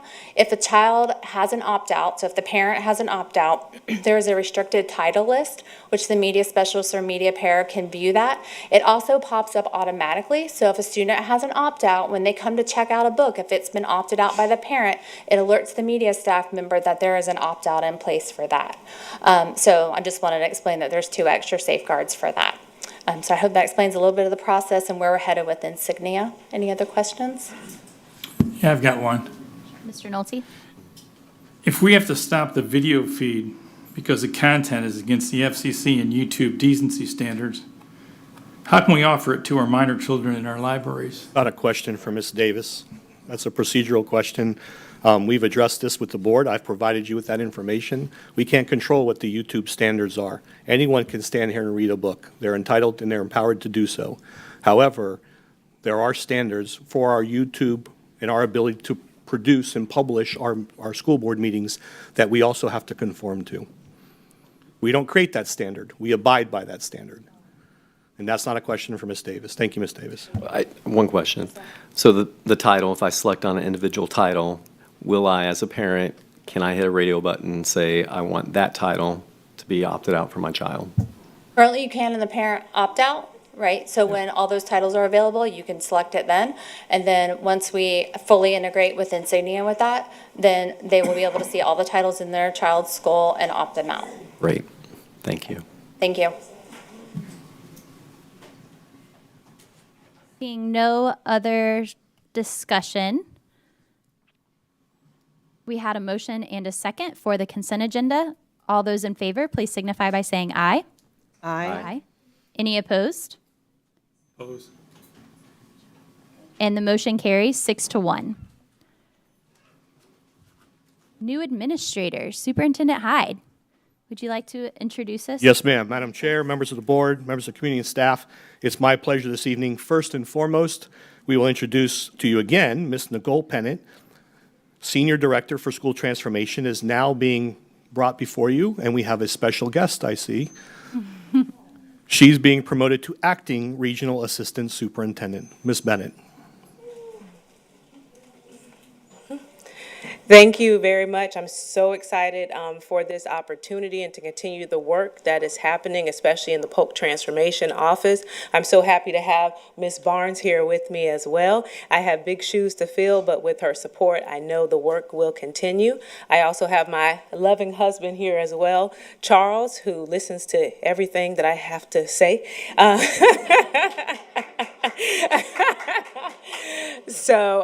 But no, I just really appreciate this. I love what I do each and every day, and the work that's happening, and the administrators that I work with, the teachers, and ultimately the impact it has on our kids here in Polk County Public Schools. Thank you.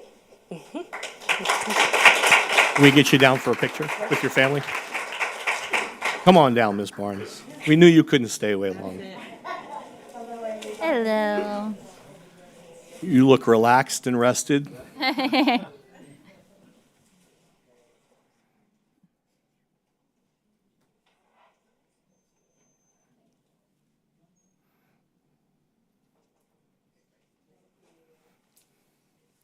Next up, we have Ms. Tammy Ferens, principal at Combi Academy of Design and Engineering, who's being promoted to acting senior director for school improvement.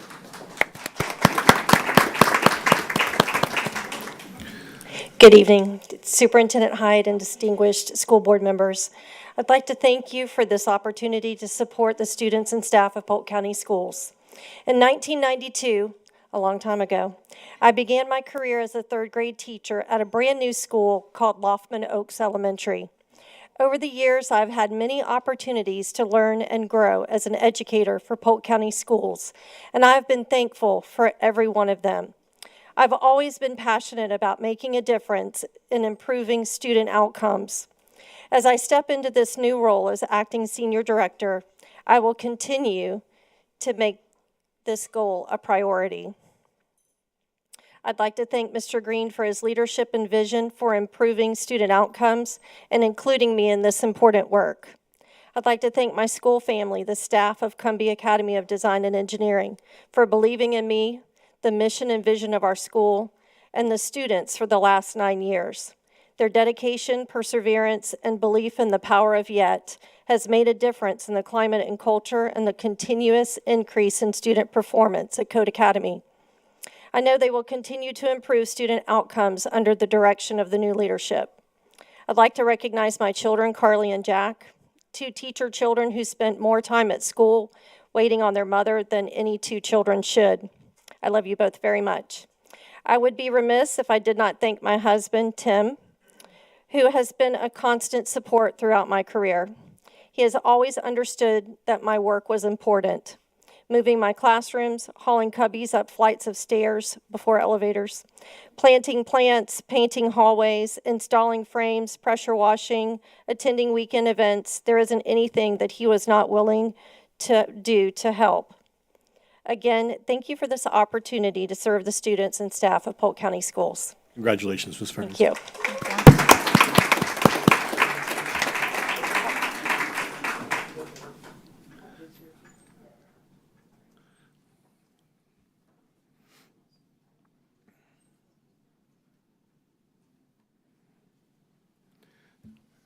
Next up is Rob Laubach, Director for Business Process Support, promoted to Senior Director for Business Process Support. Good evening, everyone. Good evening, sir. Nice to be here. It's an honor to be here with you this evening, and for this wonderful opportunity, I would like to personally thank the board, Mr. Hyde, Mr. Pitts if he's in the house, Ms. Jenkins if she's in the house, Ms. Pasco, if she's here. There she is. And of course, my team, the Business Process Support Team. Last but certainly not least, I want to thank the most understanding person that I've ever met, who graciously tolerates my long days away.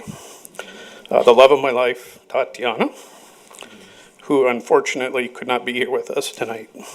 But I thank each of you again, and please have a good evening. Thank you. Thank you. Congratulations. Thanks.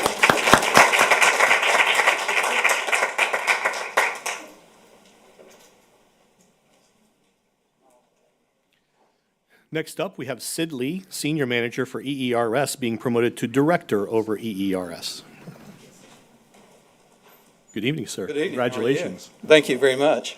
I wanted to thank the board and Mr. Hyde and Ms. Pasco for the support and of the promotion. And I look forward to the many years of service and continued service with the school board. And I want to thank my wife, Cheryl, for her support as well. Thank you. Fantastic. Good move.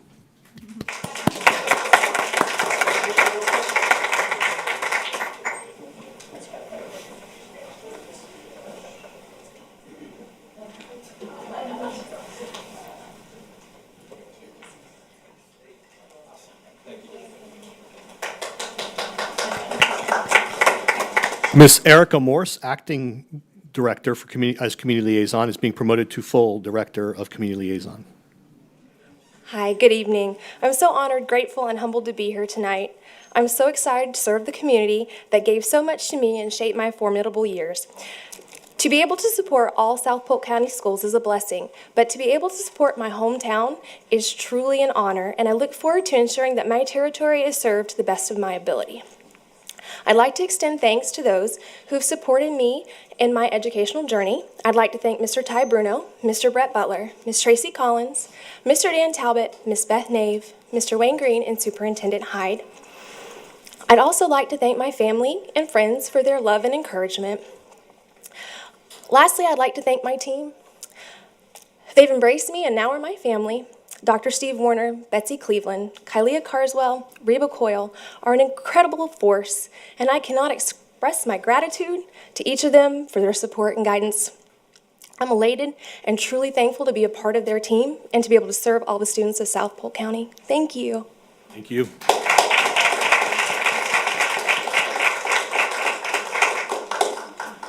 Say, come on down for a photo. He's a cutie. He is.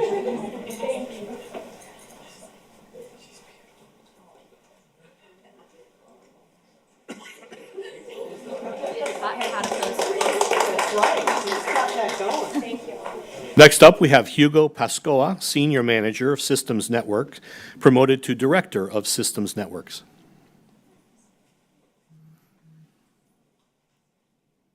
Good evening, members of the board, Superintendent Hyde.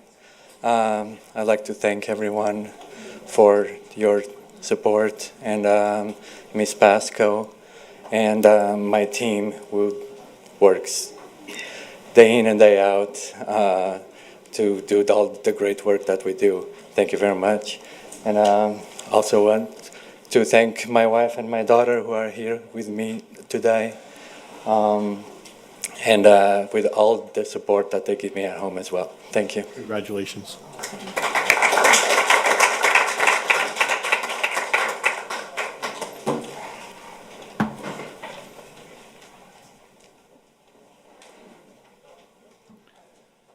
Joining us next is Ms. Tamika Lucas, Acting Assistant Director of Exceptional Student Education, being promoted to Assistant Director of Exceptional Student Education.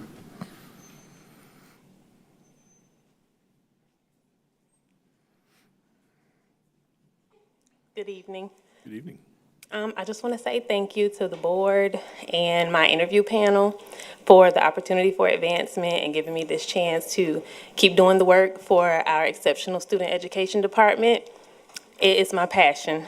I also want to thank my husband and the rest of my family. I have a lot of family out here tonight supporting me, so a lot of love. Thank you. Congratulations.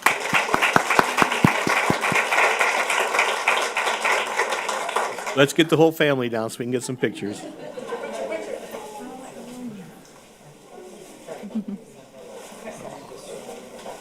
That's awesome. That's fantastic.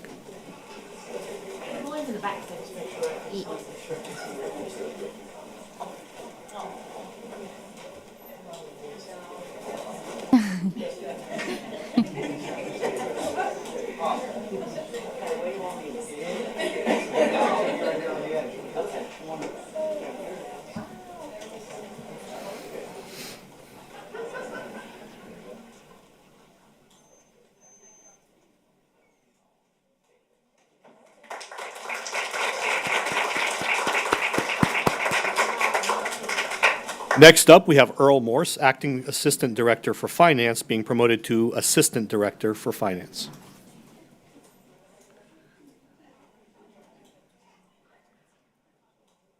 Next, we have Joshua, is it Wamba?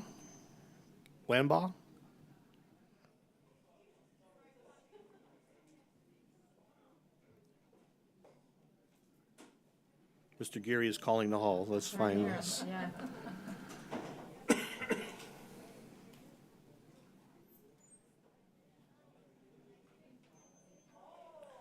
Next up, we have Byron Morrison, Acting Principal on Assignment, being promoted to Principal on Assignment.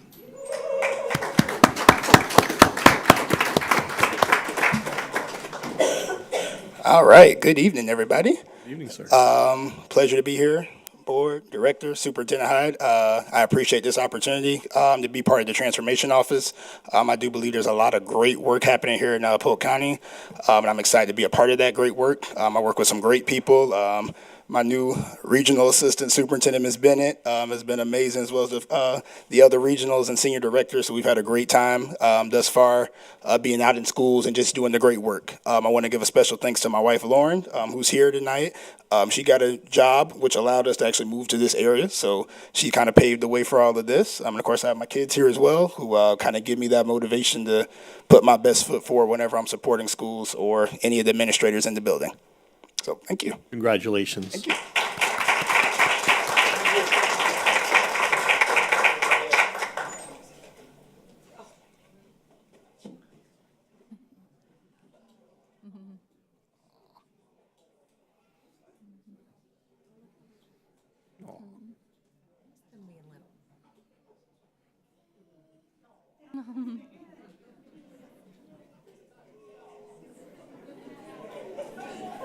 Who do I have here?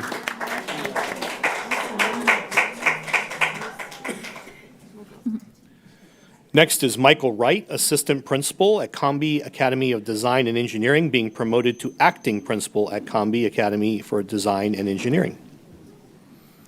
Good evening, Superintendent Hyde, members of the board. I'd like to thank my family and friends for being here tonight. It's very special to get to have them here. I also want to take a moment to thank Ms. Tammy Ferens, my former principal, mentor, and friend. When I joined on board about 7 years ago at Cumbia Academy as the assistant principal, I didn't know what I was getting myself into.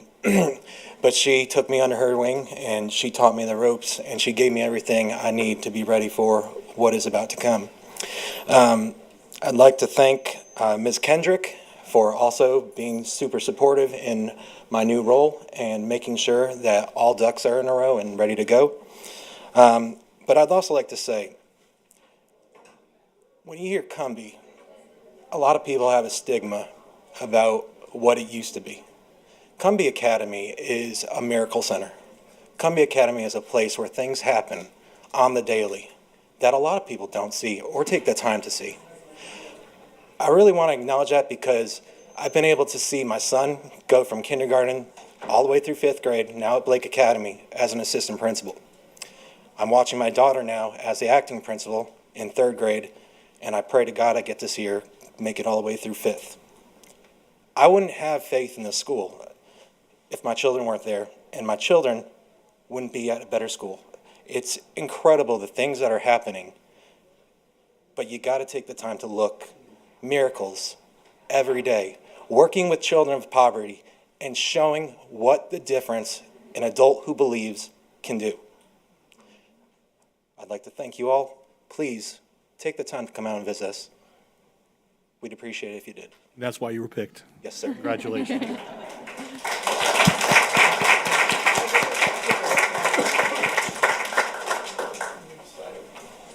Come on, you're the right family.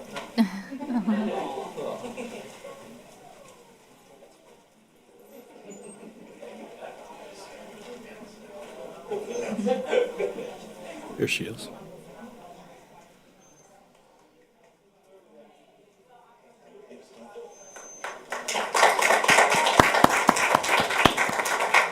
And last but certainly not least, Miss Alba Gonzalez Colon, Acting Assistant Principal at Boone Middle School, is being promoted to Assistant Principal at Boone Middle School. Congratulations. Thank you. Buenas noches. Good evening, everybody. I want to thank Polk County Public Schools, Mr. Hyde, Dr. Henry, and Mr. Livingston for this opportunity. I definitely want to thank my family for their support all the time. Quiero dar las gracias al Condado de Polk, a Mr. Hyde, a Dr. Henry, al señor Livingston por esta oportunidad. Definitivamente le quiero agradecer a mi familia porque siempre me apoya. I'm super excited to serve the teachers and the students in my community. Estoy bien contenta y bien emocionada de poder servir, ayudar a los maestros y a los estudiantes de mi comunidad. Thank you so much. Amazing. Congratulations. Thank you.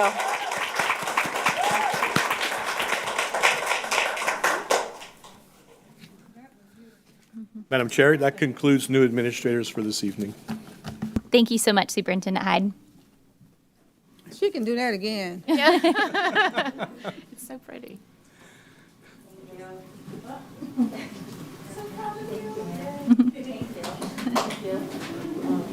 The next item on our agenda is our action agenda. So P1 is our school improvement plan, and I will now seek a motion to approve the school improvement plan for 2023-2024.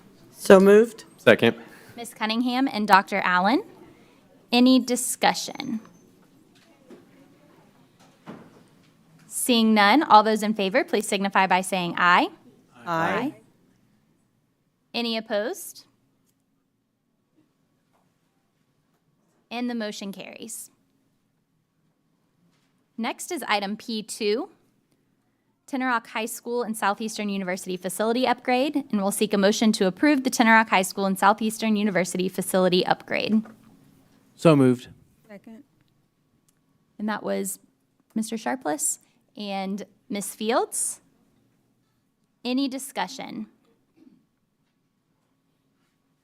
Seeing none, all those in favor, please signify by saying aye. Aye. Any opposed? And the motion carries. Next is going to be action agenda P3. And I will seek a motion to approve the library books list for elementary schools, K-8 schools, middle senior high schools, and high schools. Move approval. Ms. Fields and Ms. Miller. Any discussion? Seeing none, all those in favor, please signify by saying aye. Aye. Any opposed? Mr. Nolte? So the motion passes 6-1. Next is going to be action agenda P4, which is the settlement of the 2023-2024 contract negotiations with PEA. I'll seek a motion to approve the attached collectively bargained teacher, paraeducator, and educational support clerical personnel signed tentative agreements following ratification by the 3 PEA employee groups. So moved. Second. Ms. Cunningham and Mr. Nolte. Any discussion? Ms. Fields? I want to commend everyone that was involved in negotiating and coming up with, I think, a good start with some of the issues that we tried to address, the compression for the veteran teachers and making sure that all the different classes are represented. I would like to say that we have had discussion in the past about a millage rate specifically to deal with the salaries. And I think one of the things that we have to make sure of is that it's a good time and that we have everything in place to pursue that. I understand the value of it, and I am definitely looking forward to having conversation when it's appropriate. Thank you. Thank you, Ms. Fields. Mr. Nolte? I would also agree with that, and I'm looking forward to get those teachers that are in the middle of the pack some extra money because they're probably could go somewhere else and make some more money, but I'm so happy they're staying here, and hopefully soon we can reward them. And all the teachers I know are doing a fabulous job, so thank you for being here for us. Thank you, Mr. Nolte. Ms. Cunningham? Thank you, Madam Chair. I, too, want to state that I'm very grateful to the team that worked on coming up with this proposal. I know Ms. Yoakum, Mr. Pitts, Mr. Warren, of course, Superintendent Hyde. It's been an amazing group working tirelessly to make this happen. because as I said earlier in work session, sometimes the old saying is you got to put your money where your mouth is. And we constantly applaud our teachers, thank our teachers, show appreciation like you saw tonight. But the bottom line is, with the world the way it is and the economy, folks need extra dollars in their pocket to be able to, help their families and be able to move forward. And we all recognize that. And I'm so grateful that we got to this point. And I just want to echo thank you on behalf of, most importantly, our students. If we take care of our teachers and we take care of our bus drivers and we take care of our paras, you know what? And the bottom line is our students get the most rigorous and relevant education, and there's nothing else that we could hope for. So thank you to everyone who impacted this decision, and I'm very proud that we're to this point tonight. Thank you, Madam Chair. Thank you, Ms. Cunningham. Seeing no further discussion, all those in favor, please signify by saying aye. Aye. Any opposed? And the motion carries.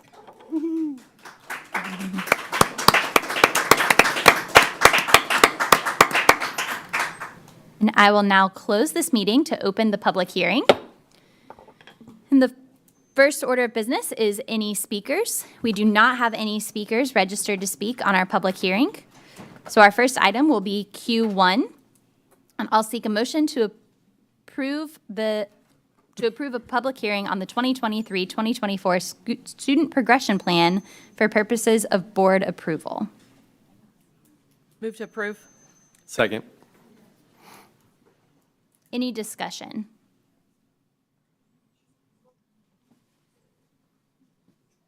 Seeing none, all those in favor, please signify by saying aye. Aye. Aye. Any opposed? And the motion carries. Next will be item Q2 for policy updates. We have 2 policy updates this evening. The first, I'll seek a motion to approve policy 1111, designation of new position. Move approval. Second. Ms. Fields and Ms. Miller, any discussion? Seeing none, all those in favor, please signify by saying aye. Aye. Aye. Any opposed?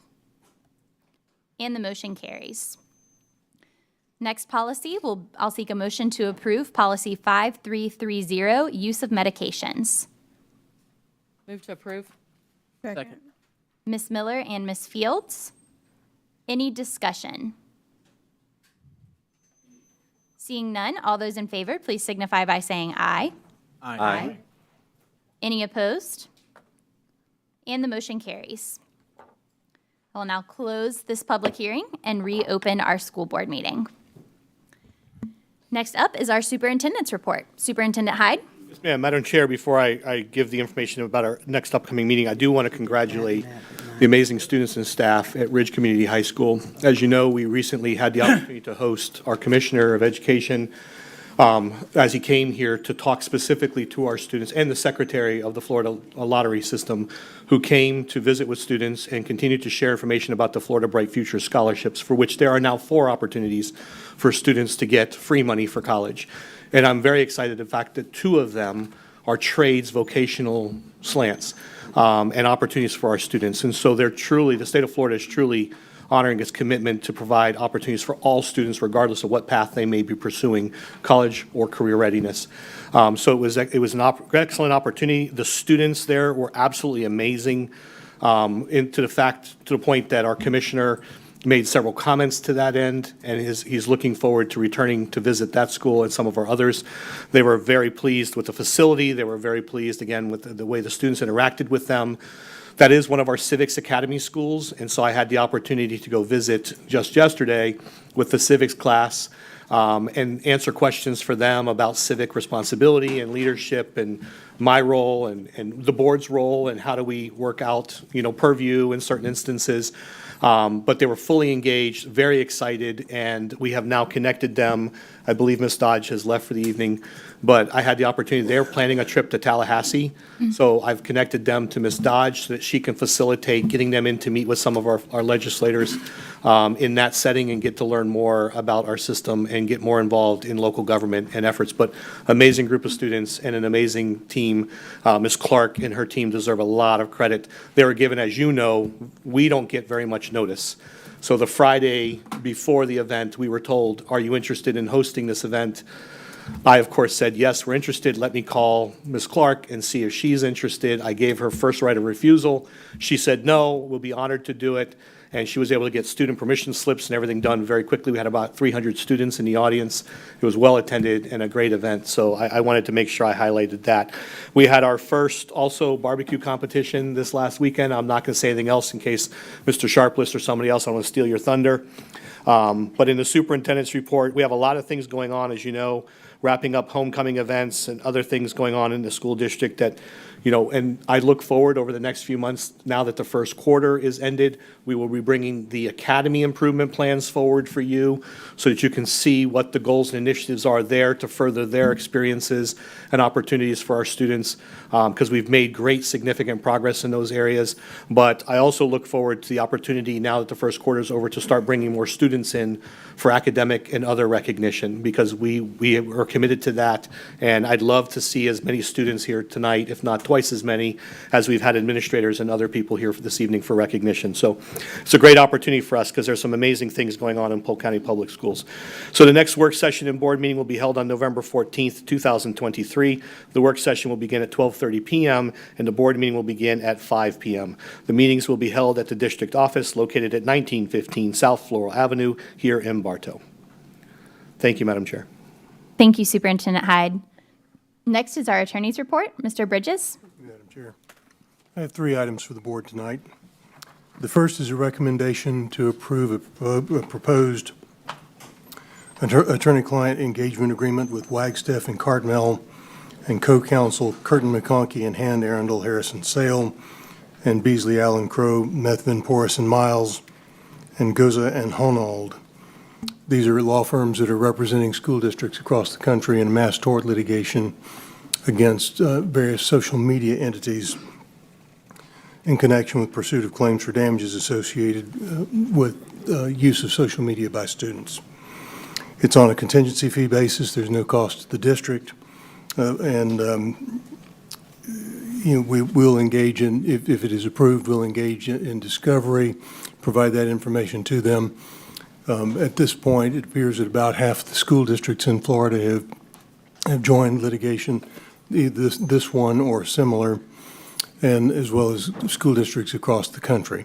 It is similar in its scope and in the nature of the litigation to the lawsuit the district joined having to do with vaping and with the Juul as the defendant, which was successfully prosecuted by the same group of attorneys.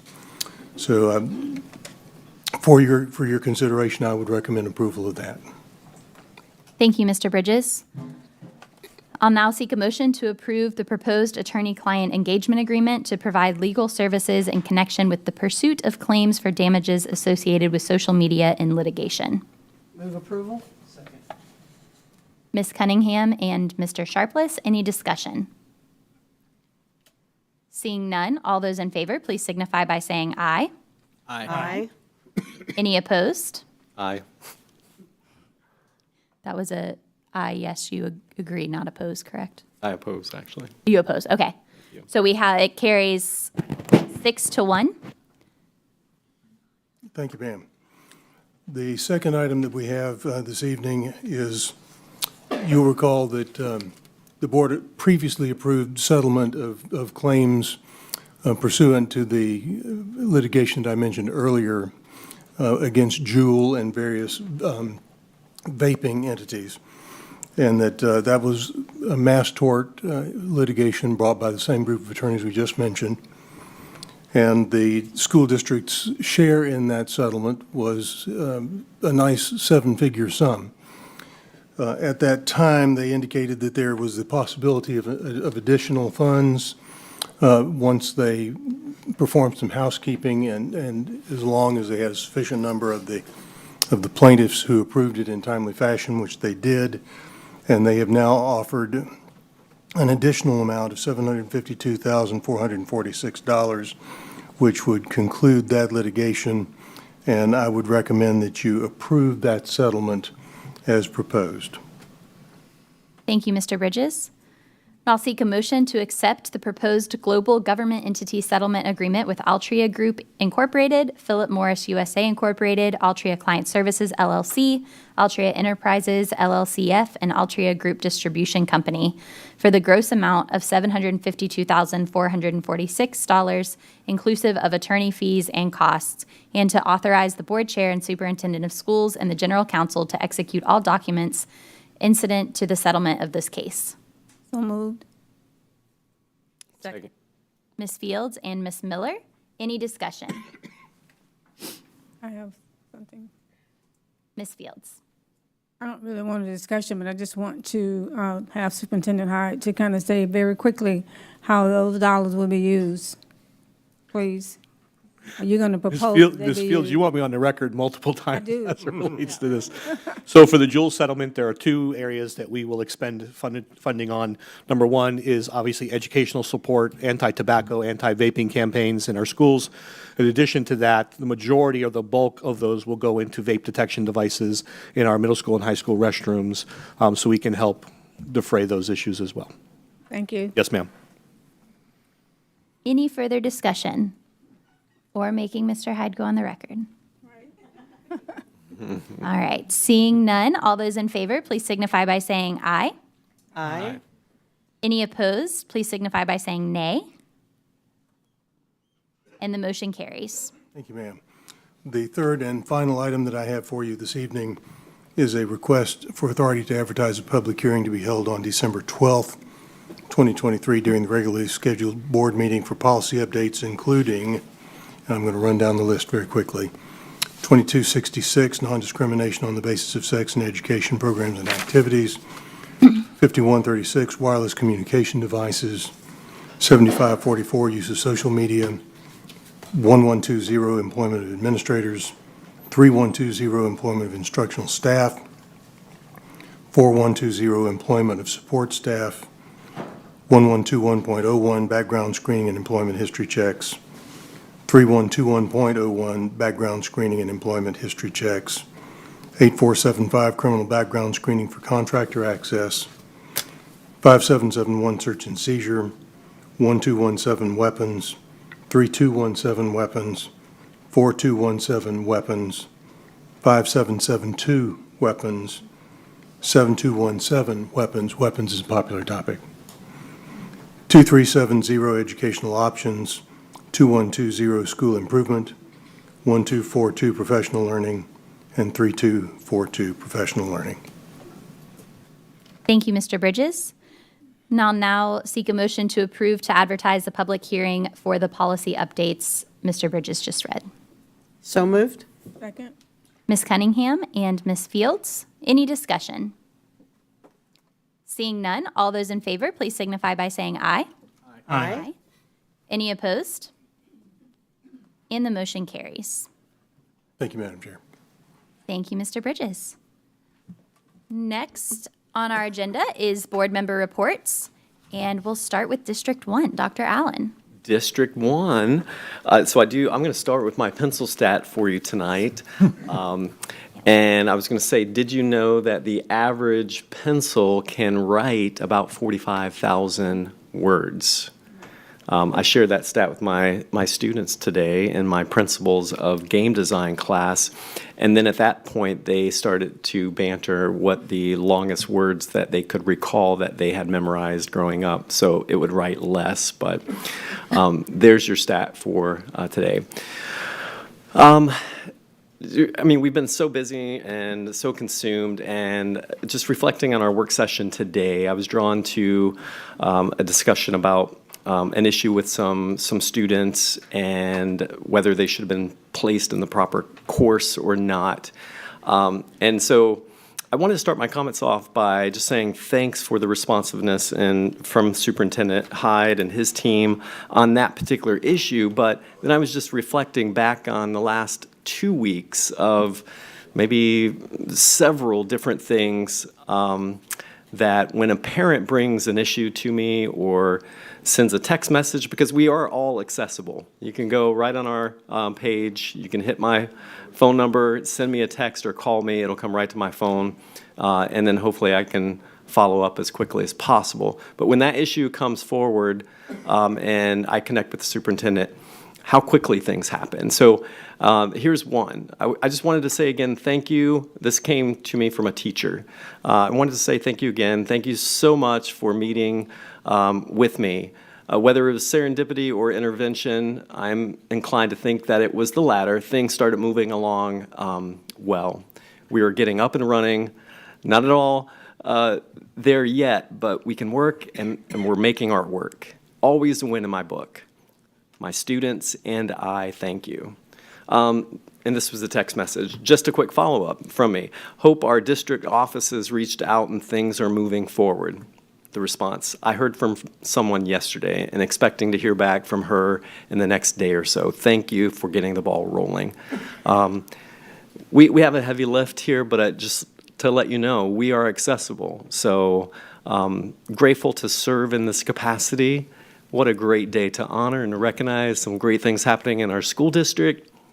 And I look forward to seeing that line of students out the door as we recognize the great things that they're doing as well. I probably know all kinds of different events that I've been to, and it can get very, very long, but I did have a chance, I'm gonna just end with these two little snippets. Had a chance to coach at Tenor Rock, not like football coach, but academic coaching for a case study that involved Bank of America. That's a part of our 3DE initiative, which is under the umbrella of Junior Achievement in Polk County. And it was awesome just to hear these students like ponder and work through this. It's a PBL, which is a problem-based learning. And within higher education, we use this model a lot. And to hear students work through this, and the initiative was, how do we reduce the amount of email intake within Bank of America by implementing either 1, 2, or 3. And one of them, was like artificial intelligence. The other was the metaverse, or the last one was live chat and VoIP, which is voice internet protocol. And just to hear our students work through and discern and bring data and research was so exciting.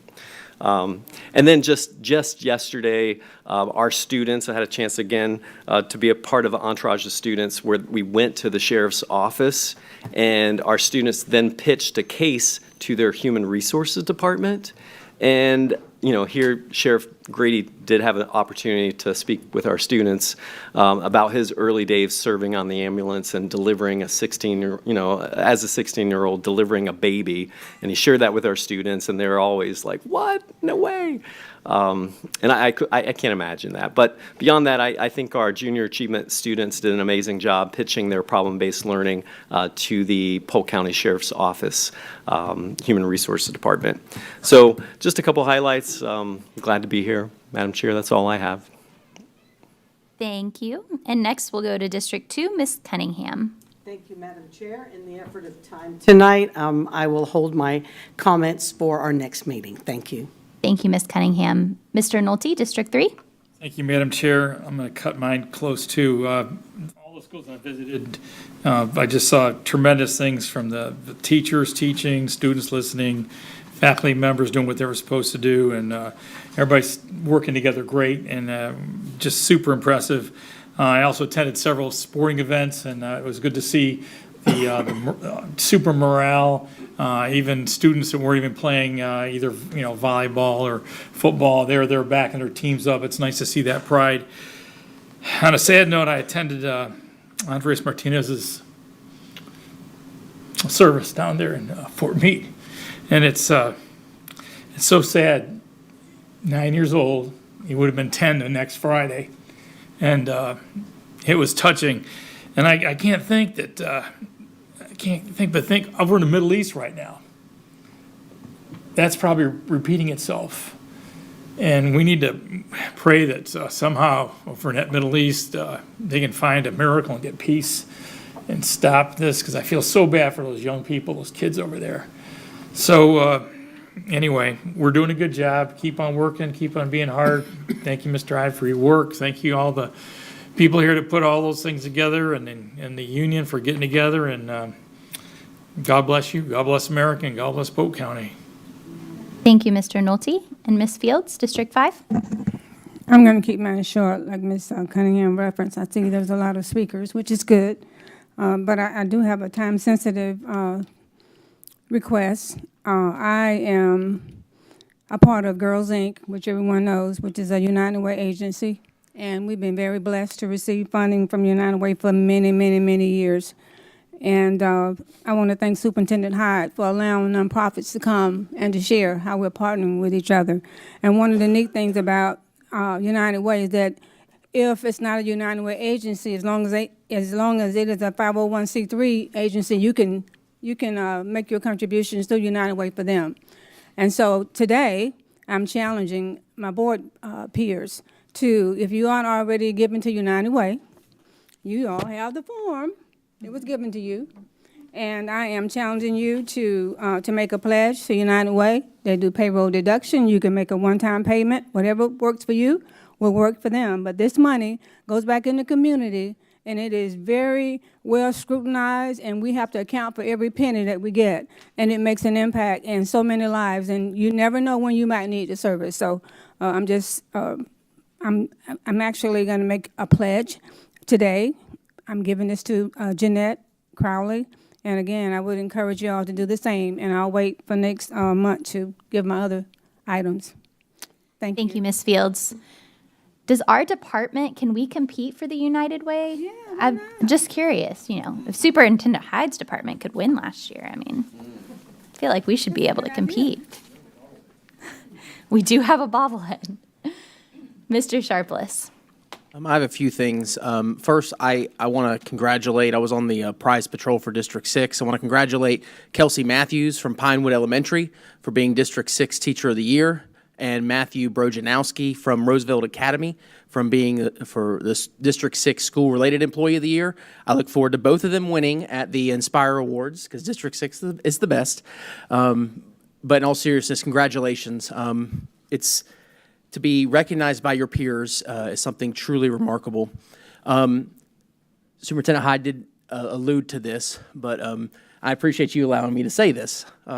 Fort Meade High School held a barbecue contest this past weekend, and Rick, you and I are the new members of the board, but it seems like we have a little rivalry going on here in the barbecue department, because Fort Meade, your school, did win first place grand champion, and Roosevelt Academy, one of my schools, got reserve grand champion. So hopefully, there's going to be multiple barbecue contests throughout the year. So we'll have to see who comes out on top at the end. But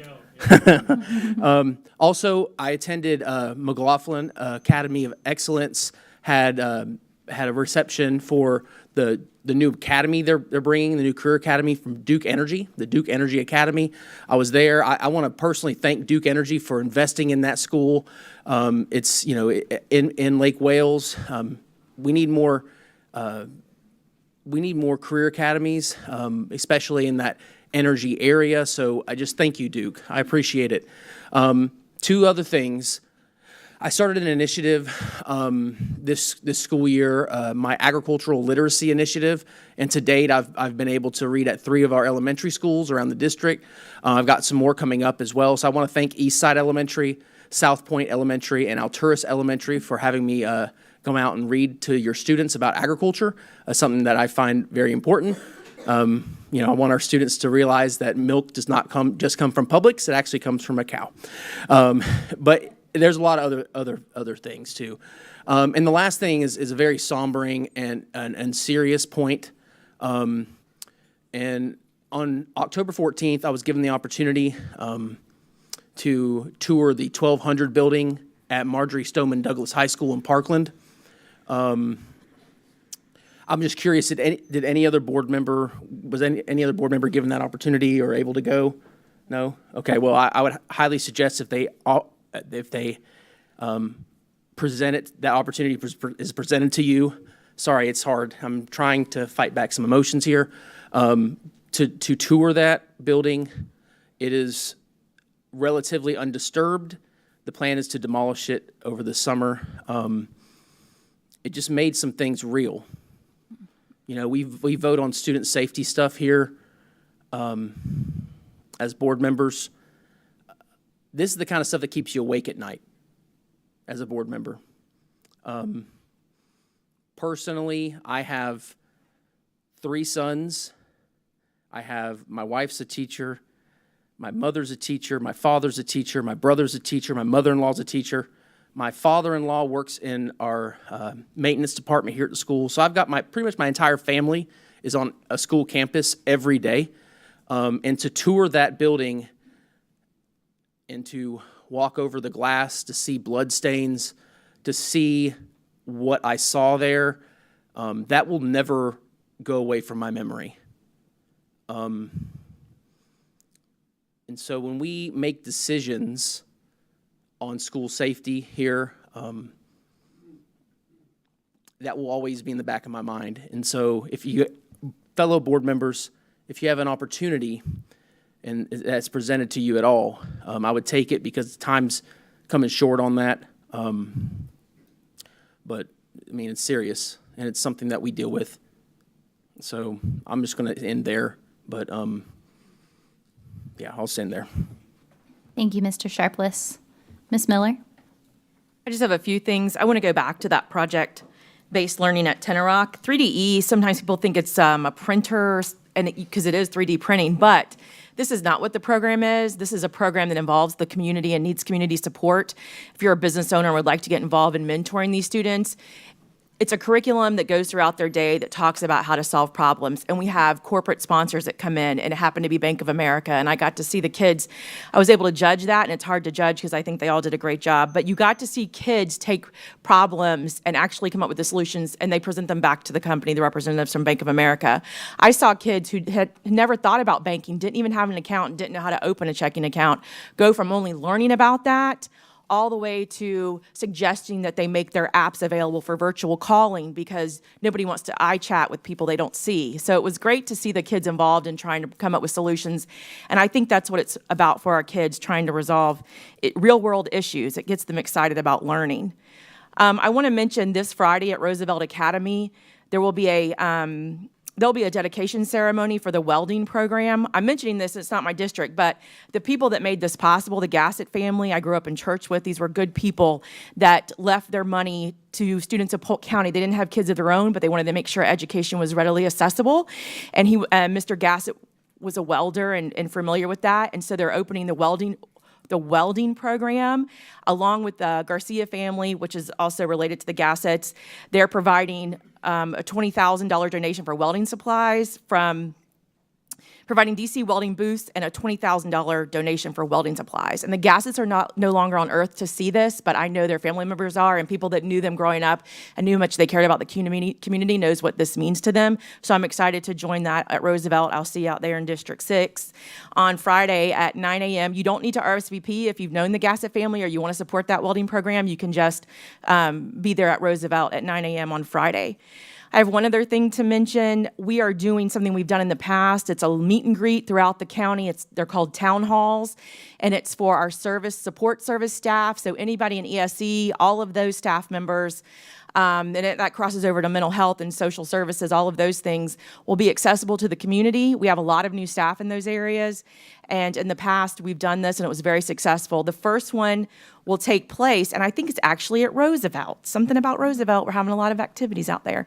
The first one is the 30th at 5:30, and it is at Roosevelt Academy, but they will be across the county. So that following week, the 30th at 5:30 is at Roosevelt, or you can come out Thursday, the 2nd, November 2nd, and that will be at Lake Region. And that will be a place for families to come and learn if you have questions or issues with IEPs or support services, or you just want to meet who's in charge of that. And so you can create that foundation, that friendship to, resolve any issues that may come up throughout the year or make celebrations for things that are occurring with your students. You can go to our website. You can go on all of our social media. I've shared it. We'd love to see you at those town hall meetings. That's what they're for. So please come out to those. And I think that's all I have. Thank you. Thank you, Ms. Miller. I will reserve my report. My only comment will be, because I forgot to say it in the work session earlier, just a reminder to my colleagues that we have all of our evaluations to fill out. So if you could please have those in by October 31st, I would greatly appreciate it. And again, if you have any issues accessing them, please let Yvette or Linda know and we can work through those. We do have several speakers for non-agenda items. We've been going for about 2.5 hours now. Do we need a break, or are we okay to keep moving? Go ahead and start. All right. We take a break as needed. So, all right. So we will now begin with our public comments for items not included on this evening's agenda. Just as before, to register to speak, community members must have filled out a speaker card in the lobby prior to the meeting. All speakers will be given 3 minutes. The light will turn yellow when you have 1 minute left, and you will hear a beep when your time is concluded. Please note that although the board encourages community participation, no immediate action will be taken on items presented during this public comment portion of the meeting. If follow-up board action is required, then the matter may be placed on the agenda at a subsequent meeting in accordance with school board policy. First on the list is Robert Goodman, and on deck will be Royal Brown.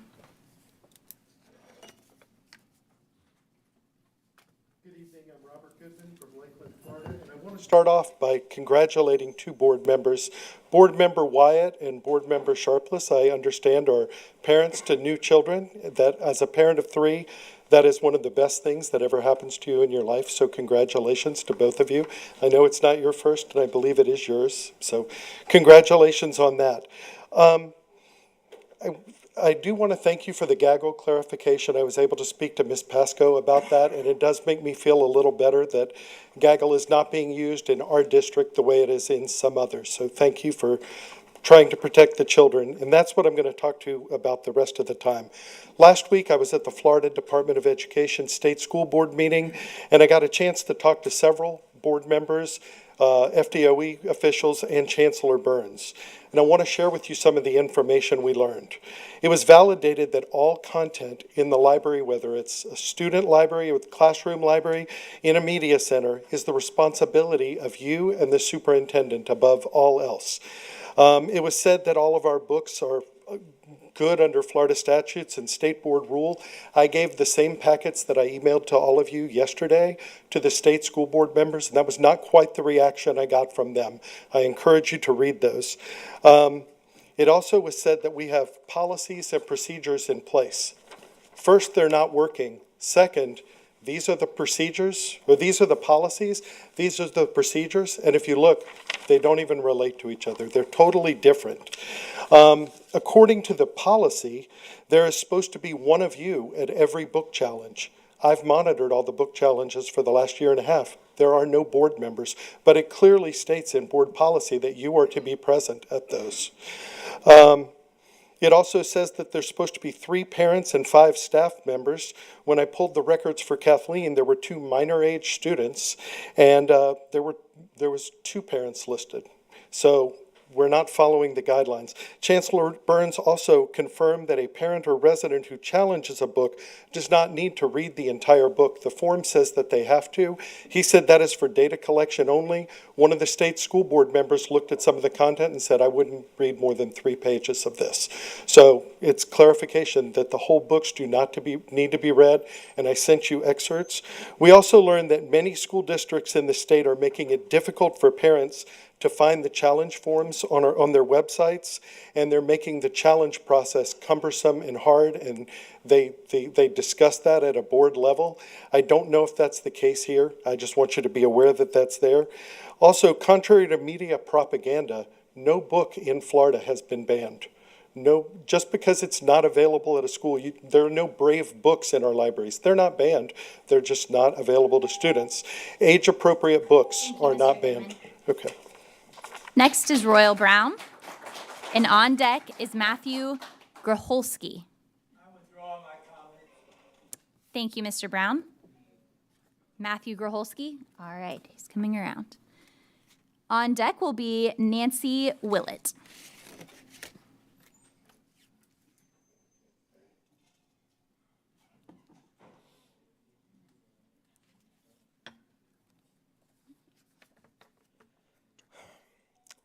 Angela Michelle Carr, 52.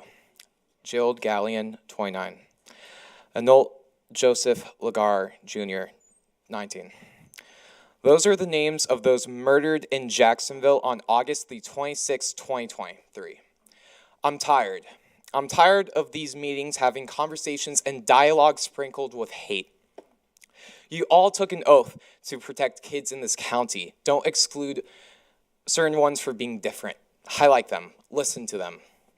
We need to have a return of proclamations, an increase of mental health funding, clear opposition to kicking out books about Black and LGBT history. That's what we need. Remind the community that when you add fuel to the flame, you walk out with blood on your hands. Certain people may dabble in hate and campaign finance violations to win, but we will remember what you did. So many students called me after the last meeting I spoke at crying, saying that nobody has represented them like that. It shouldn't be my job to represent them. It's yours. And the biggest heartbreak from that was telling them that I didn't feel like I fought hard enough. But I realized the majority of the board did not listen enough. I know which member hugged me, thanked me for speaking, and which ones did not. This county and this country is of the people, by the people, for the people, and we won't forget that.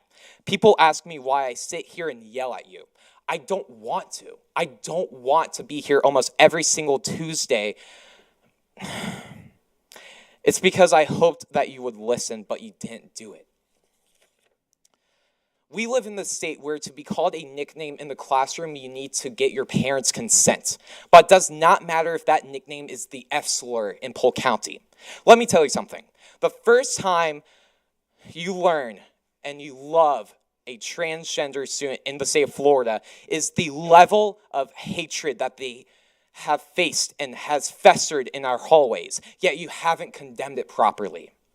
You enabled it with removing proclamations, and now the issue of burning books is back in at full display in this meeting.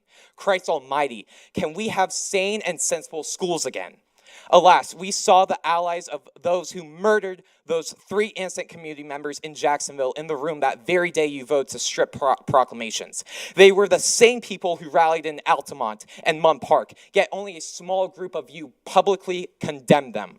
I want you to condemn all of them and on the record and say that the men wearing decorations of swastikas saying 1939 were bad people. Tell me that. We deserve that. Protect trans kids, protect Black kids, protect Hispanic kids, protect gay kids, protect migrant kids, protect kids for heaven's sake. Thank you. Nancy Willett. And on deck is Jonathan Algato. Ms. Willett? My name is Nancy Willett. I live in Lake Alfred. My comments will be about the book, and I will be reading